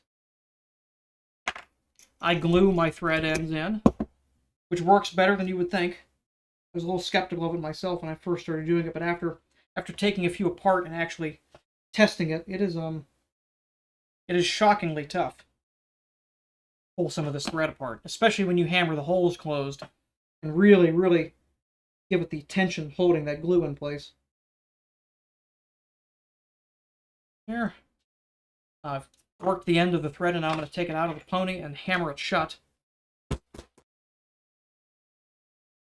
Now, with that glue in place there, I've taken it and I've closed up the stitching hole around backstitch. That is ready to go.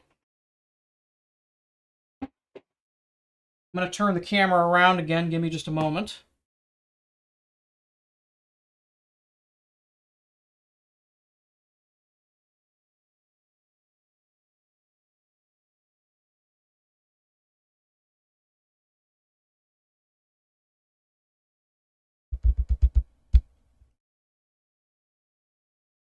Go.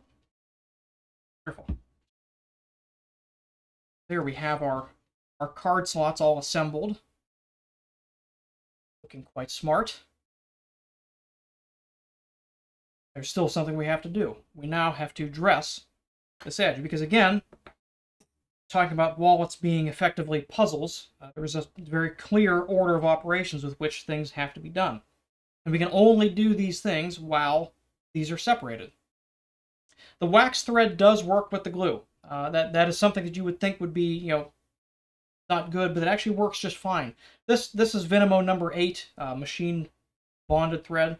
So it is not significantly waxy. There's not a huge amount of wax on it. And I find, again, having taken a couple of these apart to redo runs of thread, it is almost, you need to get pliers in to actually pull the glued ends out. It's quite remarkable how strong it can be, and especially a large part of that is definitely, again, hammering closed those holes. So not just having a loose hole that it's kind of awkwardly gripped by, it is very tight in there. So that glue, even working against wax and things that otherwise would diminish the bond, it still gets a very, very strong bond in there.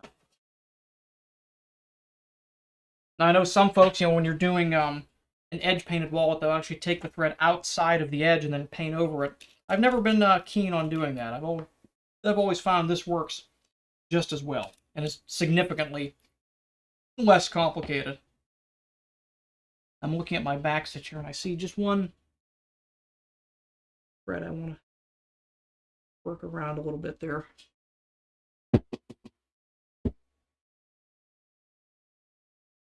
Also, greetings from to Saudi Arabia there. Forgive me, I didn't greet you when you first came in. Apologies. I was so hung up in my sea story I didn't greet you, so that one's on me. Forgive me.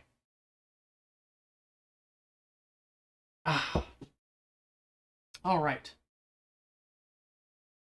Now it's time to crease and dress inside of this edge. I think what I'm going to do, I think we'll do this, and then I have another wallet that I need to burnish the edges on. So I think I'll do a little bit of that after finishing these. This is a good start to the day. This is where, when you're building a bifold, doing this interior panel is where a significant chunk of the time goes in. Getting these lined up, getting these made. So just having this done, if I do nothing else today, I'll be very pleased with at least having that done, because I don't need to do it anymore. Everything is looking quite nice. Hey, it's the hardest working man around. It's Mr. Ben Geisler. This is Ben. Don't look at I need to run this on your buffer again. But this hammer was done up for me by Ben Geisler. He makes, well, not necessarily makes, but he refurbishes these and sells them to people. If you don't have such a hammer, I strongly recommend it. This is an old cobbler's hammer that he took, ground down the face on, polished up to a nice mirror shine, which I then immediately ruined. But these are very handy to have, again, for things like you've seen there. Closing up your stitch holes, joining glue bonds and things like that when you need a little bit of a percussive assistance. These are excellent. I don't think he sells these for too high of a price, but they are very well worth it. The two strips of tape on my table are to remind me where my camera is focused. Because generally when I'm working here, you can kind of see towards the edge here, I'm working mostly right at the edge where my hands are closest. But that's not so great for the stream, so I have these here to remind me where my camera is looking. So I know that if I want to show something, I can just drop it right in between those two strips of tape, and it's going to be visible to people. What the hell was I doing? What was I actually... Oh, that's right. The fileteuse is warming up. I need to dress these two edges here. I'm going to take my sanding block. Actually, I've used it quite a bit, so I think I'm going to turn this around here. Oh, Bob, I'm glad to hear. Well, you haven't seen anything yet, so hold your accolades till the end. But there is still much to be done yet. And use the other half of my sanding paper here. And I did, before I had my little disappearance there before the 4th of July, I did a quick talk about tools I use and why I use them. I talked at length about the sanding block. If you're curious about the value of a sanding block, I strongly recommend going back and watching that one. I talked a bit about that. But so, having put these together, having put multiple different pieces of leather together, and even trimming them flush, the fact that we went back and punched holes in it, we stitched it, so there was tension applied that way, and then we hammered it back flat, we have a little bit of shift in the final surface of it. So we want to sand that smooth before we go in and crease it. And the sanding block is very good for that. It's very quick at doing that.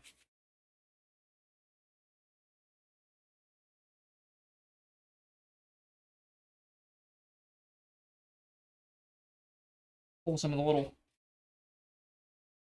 rough edges off of that. The other one now.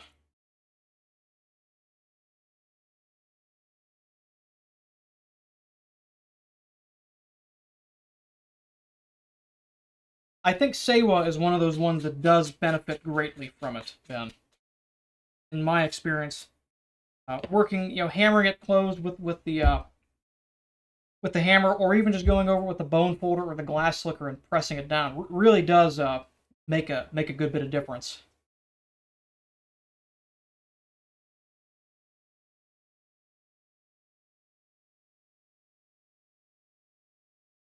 So by now the fill tube should be heated up.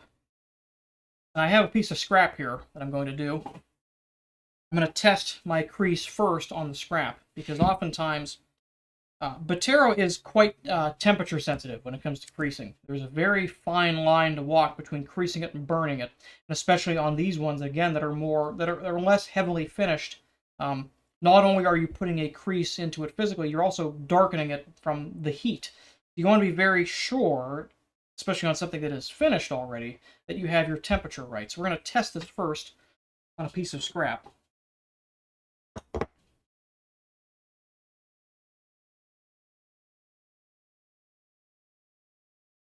That's good. That's resisting me about the right way.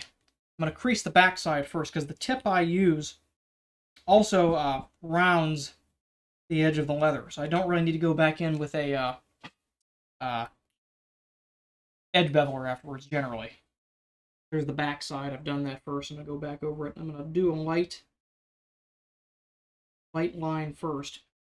Because anytime you're bridging card slots, there is, like trains going over train tracks, chunk, it's working over the edge there. You want to try to smooth that down a little bit first before you really go in and apply pressure to it, because when you're really working hard to bowl this down, you can slip with it. So just going over it lightly and working the edges down, making them join a little smoother, helps quite a bit in avoiding that.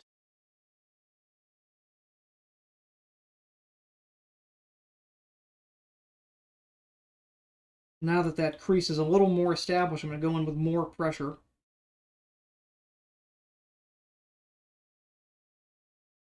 There. Added our nice little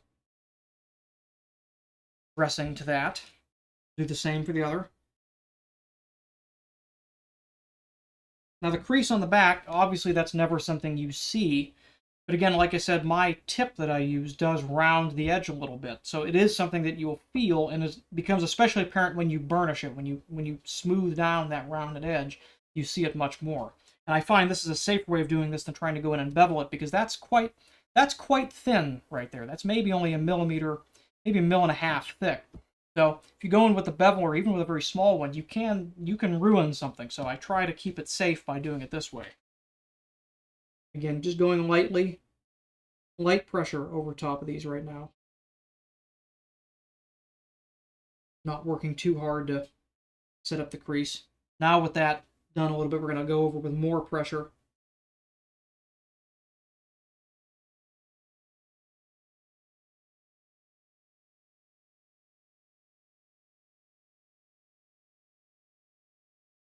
There we go. I like that.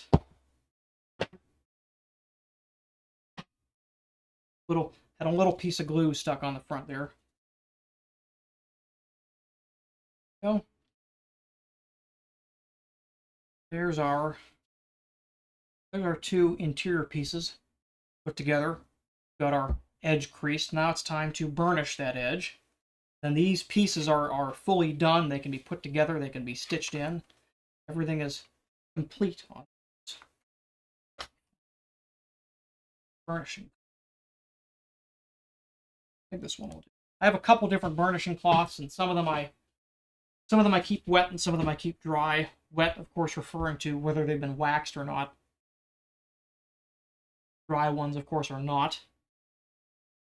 We're going to start with just some water. Most of this burnish is going to be done with water.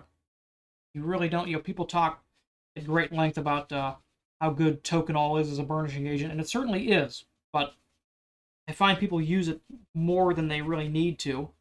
Not so much that they ought to not use it, but I think it's a little wasteful to use it on these early stages, so I do most of the work with water, and I save my Tokonol purely for finishing. There's our first burnishing pass. That's pretty okay, but we can do much better than that. Everyone ready?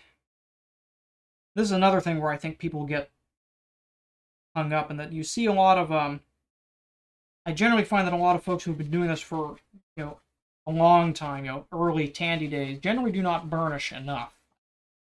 I think there's this impression that you can get by, yep, hit it with some water, hit it with a cloth, and send it. And that's certainly fine, but you can do better. Again, I had hoped to have the nicer new camera, the HD camera, to show this, but we've got okay edges there that we can still do better. I'm going to go back over this. Now that I've got these sanded down and burnished a little bit, they are much more receptive to aggressive sanding now. When the leather is just, when the fibers are not compressed from even a basic burnish, it tends to kind of move along with the sandpaper, and you don't really get a lot of cut. Now, with this being smoothed down and compressed, the sandpaper will cut quite a bit. So if we want to take out any little high spots that I might not be seeing, we're going to go over this again with the sanding block. And what I'm looking at it to see is the whole edge dull. In other words, did that sanding block contact the entire edge, or was there a low spot that it didn't hit? And looking at this, I see that everything has been sanded. That means that was flat. Take a look at this one here. And I'm looking at this one. I've got one or two little, very, very shallow low spots, or very, very shallow. But I still want to hit those. And the low spots are from where there's a teeny tiny little, very small valley, right where the two pieces of leather join. So we're going to sand that down. That did not take long. So we're going to sand until that disappears and it all looks the same. How it does. We're going to hit it with some water again.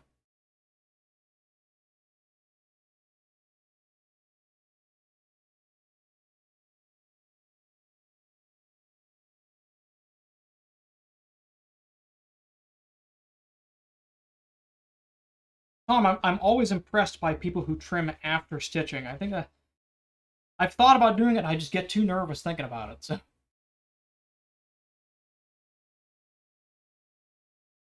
that one's good. You can certainly spend hours doing it. It really, I find it doesn't take that much longer to do a really good one. And at the numbers I charge for wallets, I like to do a good burnish. Yesterday when my power went out, I was talking before about the set of envelopes I had to make. So I figured, well, I want to save this to show Bob, so I figured I'll do those instead. So I spent the day burnishing all 5 of them, and boy, was my back killing me by the time that was done. Got a little bit of, so now we've done that. We've done 2 passes. That was sanded with 320. We're going to hit this with 600 grit. Smooth that out a little bit more. And on an edge this thin, there is such a thing as diminishing returns on this. The times when you're going to spend a lot of time burnishing is really only worth it on thicker edges, getting up to 1/8 to 1/4 of an inch thick. On something like this, they'll burnish very quickly. They need very little time. So with just 2 water passes and a quick pass with 600, we're going to go right to the tokenol and finish this one. And you'll see when I do an edge on the next one, you'll see that it takes a good bit longer just because there are more leathers involved. There's more potential flex and variation. So it will take a bit longer than this one does.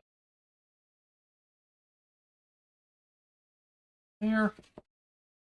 Quick swipe of the tokenol on that.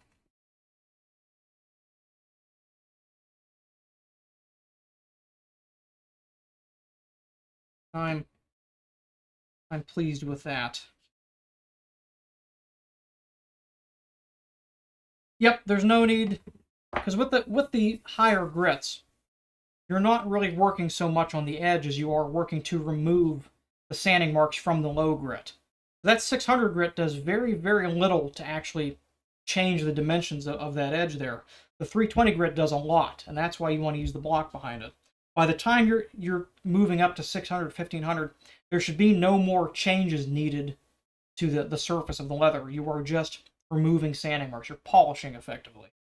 In a time where you actively do need to change the dimensions, change the shape of the leather, that's when you want to use the block. So low grits only for that. There's no reason you couldn't use a block for high grit, but it's a little more awkward, and again, you're not going to really get any benefit from it. Yep, I like that. That looks smart. We have nice lined up card slots, nice clean stitches. These are ready to go together. All of our margins are correct. Our foil stamps are all lined up. Everything is looking just the way it should. So I'm happy with that. I think that's a good start. We'll finish up here. I'm gonna do like I said, I'm gonna do an edge on this wallet that I have here to kind of show the difference between doing an edge with 2 layers of leather and one with 6 to 8. Grab this here.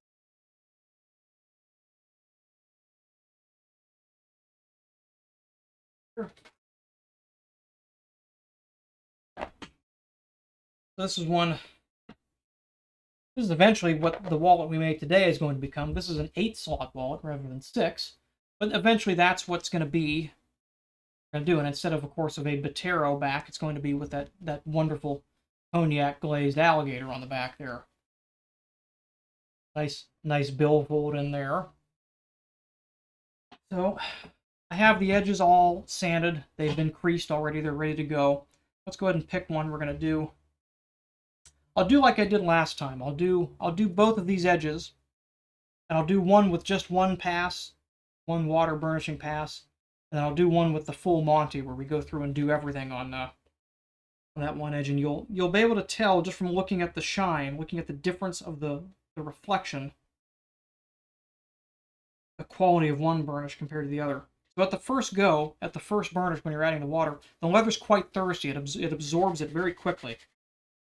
You have to kind of go over a couple times to get it evenly saturated with moisture to effectively burnish it.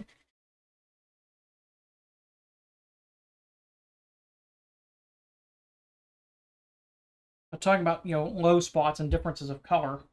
This is a good example of that. So you're going to look up here where my fingertip is. Watch. You can kind of see it a little bit there. See that light spot there? How everything's dark around it? That's an area that didn't get burnished because it's low. It's lower than the rest of it. Everything else is higher, so it contacts the burnishing cloth. You can kind of see our reflection. So we got a nice burnish from that. That's okay. Let's do the other edge, and then we'll go through the process, and we'll see how different they look. I don't think burnishing takes an excessive amount of time, but I find it's very worth working through the process. Make it nice. And here we go. Here's the other, and you can see right on the back there. That's something that we need to address back there. If you look in the reflection, you can see. Watch as I rotate it right here. All those little valleys there. We want to take those out. So we're going to work on this edge. I think this one will be the better example. Once the water is set up a little bit, we're going to take the sanding block, and we're going to the most efficient use of the sanding block is to work on the 90, on the perpendicular, because you're getting the most aggressive cut from your sandpaper that way.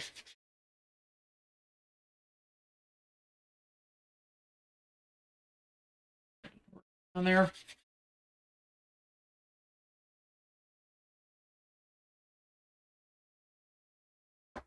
There's one more sanding pass.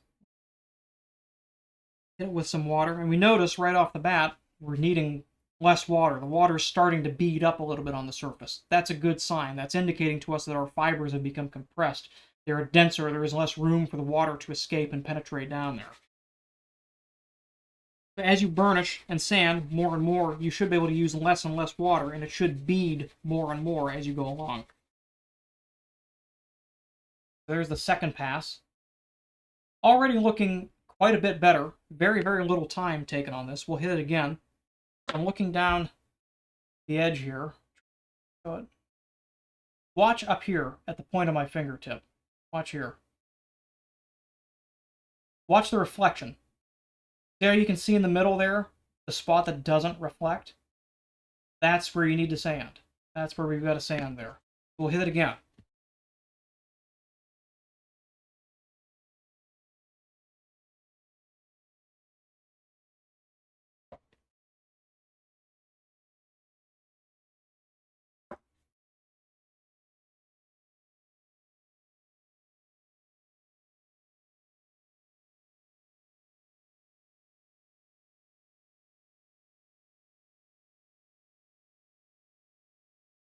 Now we're starting to get somewhere.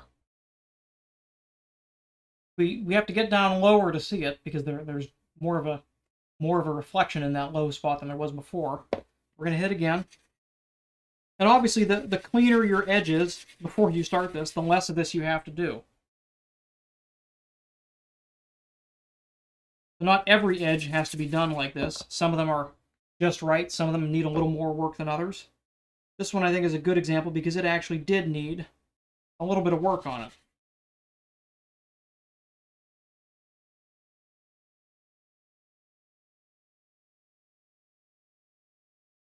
There we go. Now we're really getting down there. And again, it's worth noting none of this has been done with Tokenol, and all of this has been sanded with 320, so nothing higher than 320 on this. You can still see we've got a little bit there, there. This would be perfectly acceptable to sand. This would be a perfectly fine edge to go on and you know, move up to a higher grit. I'm kind of anal about it, so I'm gonna keep hitting it. But now I'm at the point where I'm looking at it, I'm seeing, okay, in that center point there, that's all good. There's two spots I need to focus on. I'm just going to kind of hit that spot there. Really go in aggressively. That one there. I'm not even going to bother with that center point there. Put some water on it. Actually, I put a little too much on there, so I had to whisk some of it away. But by this point,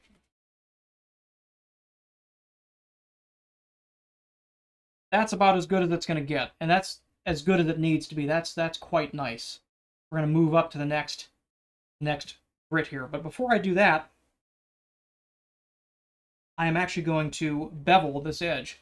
I've got a little bit, remember I mentioned I had a little bit too much water on there? Got a little bit that kind of leached down there. I'm going to let that go. I'm going to let that sit. I want that water to dry up before I get in and do too much to it. So I'm going to hit the other side now. Let's see how this side responds.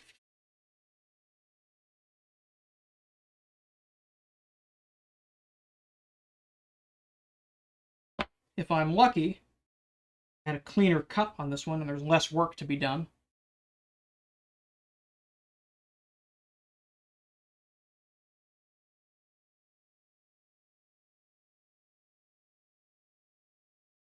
That one there looks a lot better. There's much less to take down on that than there was on the other side.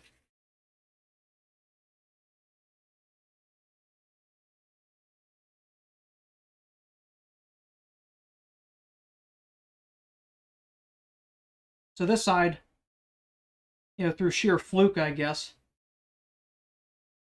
ended up having less of a low spot than that other side did, which is good.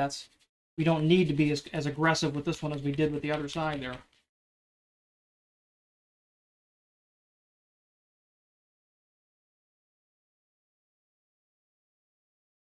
One last spot there.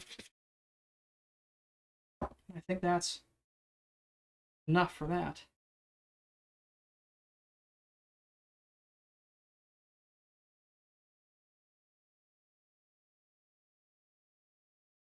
Yep, very good. So that one's all good. I used just the right amount of water on this one, so no need to wait for it. And I'm going to, as I've burnished it, because I've done so much, because I've burnished it so many times and sanded it so many times, I have a little bit of mushrooming on the edge. But this is one of the wallets that I'm going to bevel, so I'm going to take my beveler very lightly, cut that little bit away. A little more noticeable on the outside. Again, we're just going to go in lightly. Now you could also do that with the sanding block if you wanted to just work it over the edge.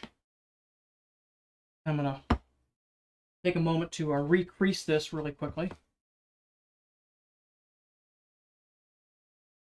Just because sometimes in the course of beveling it, you change the way the crease looks somewhat. So again.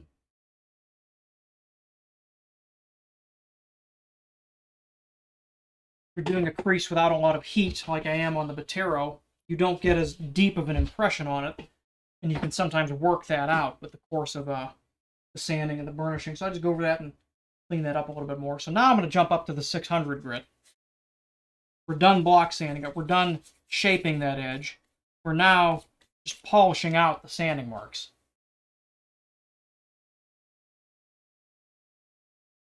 or just a teeny tiny little bead of water covers that whole edge now.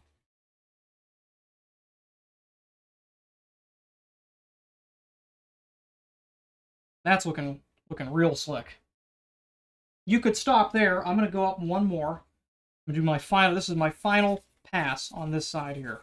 And hit this with 1500 just to get even more of those sanding marks out. Now, finally, at the very end, that's how much Tokonol I'm going to use on this edge here. And that's actually too much. Some of that's going to go back in the container there. But that's all the Tokonol I needed to use on that. Now, there's nothing saying that you couldn't use Tokonol on every pass, but when you get results like this, why use 5 or 6 times the amount of product when you don't need to? Water works very well. There you go. So there's, look down that there. And in the grand scheme of things, for the quality of that edge, that didn't take a lot of time. A couple minutes, maybe 10 minutes. And I was talking through a fair bit of it, which I'm sure you're all thrilled of now. Sure, everybody's tired of me talking by this point. But the point being that for not a lot of extra time expenditure, we got a dramatically better finish. And we used less product. That's hard to go wrong with. A nice looking finish on that. So I think with that, again, another burnishing lesson from me there. Nope, Tokonol, I don't water it down. There's no need to. I've had this same jar for about 2 years now. I finally ordered another one the other day. But, yeah, it does not. You do not need to use much Tokonol. I use more Tokonol smoothing the back sides of these to burnish the rear of these than I do on anything else. On edges, I use very little, because very little is needed. So, I hope that was enjoyable. I'm going to wrap it up here in a couple minutes. This would be a time to ask any questions if you have any. And again, if you haven't yet, please do take a moment to just press the like button on this. It does help me out. I hope that you enjoyed my incessant rambling about HMS Shannon, USS Chesapeake. I hope that was entertaining. So I thank you all for sitting through that with me.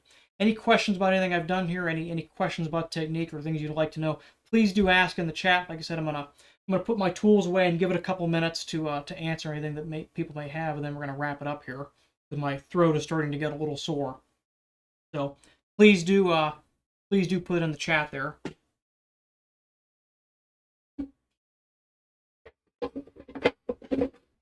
I know I mentioned I know on the back sides I just use Tokonol because I don't really want to get the water, the leather saturated like that. The Tokonol on the back sides of it will tend to sit on the surface and only penetrate so far, whereas water, it would be awkward doing that. So I don't use any water when I'm smoothing the back sides. I just use Tokonol for that. There may be a better way of doing that, so if you have a different way, I'm curious to hear of it. Let me know. But that's the way I go about doing it. So.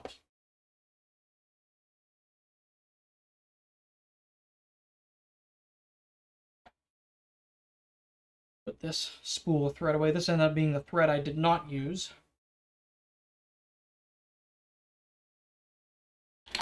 So Ben, you texted me this.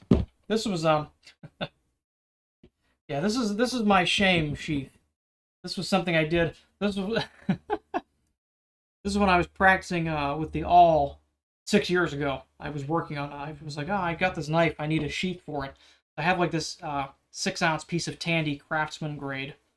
And I tried using the awl to make a sheath for it, and I did succeed. I made a sheath. It just isn't a very good one. So, but it also functions, so I see no need to make a new one. Maybe I'll do something new here and make another one in the future. But for the time being, this one works just fine. So, but yeah, this is early Dreadnought, and you can actually see. On the side, I forgot I'd even done that. You can see on the side there. At some point I must have used this to try to test my maker's mark on it. You can see a little bit of it showing through there. Yeah. No, there's no indignity here. I like keeping that because it's important to show that at one point I was not very good at this. But I think I got pretty good. At least I feel like I'm pretty good by doing a lot of it. By doing as much of it as I possibly could.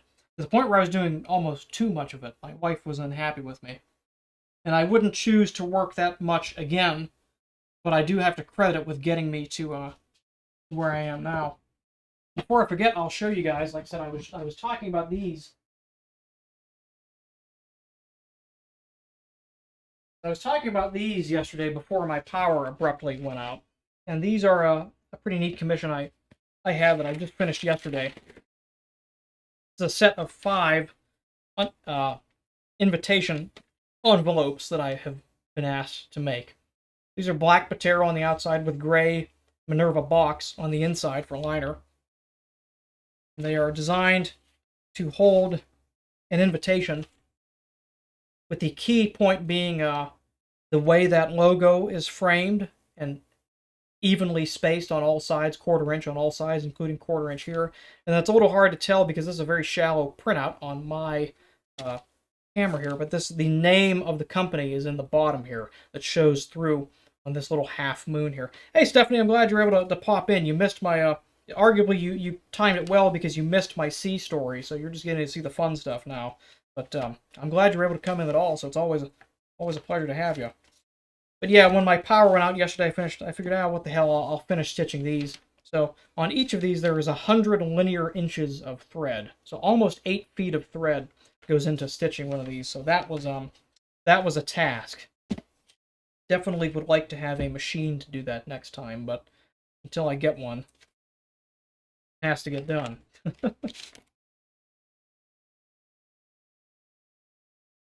So any final questions at this point, if you have any? Otherwise, in a minute or so, I'm going to turn the camera off and get a cup of tea, rest my throat for a little bit. As always, I thank you all for the company. I'm always indebted to the idea that people will spend time listening to me jabber for 2.5 hours, but it is much appreciated, and I do enjoy the hell out of it. So I'm glad to have you guys here, and I definitely appreciate the company. Bob, I thank you for the trust in the commission. I'm glad you got to see it go together a little bit. If you don't mind being patient, I'm happy to wait on doing anything else to it if you want to see the whole progression of it.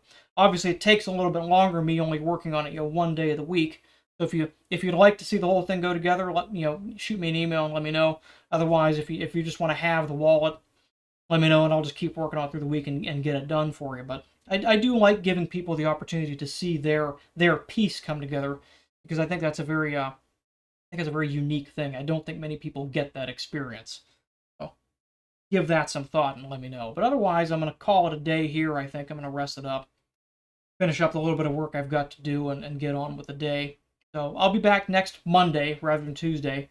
I am still working on the concept I had about doing the business-themed stream, in which answering and explaining a couple of small business concepts and problems that happen to people with having some experience doing that now.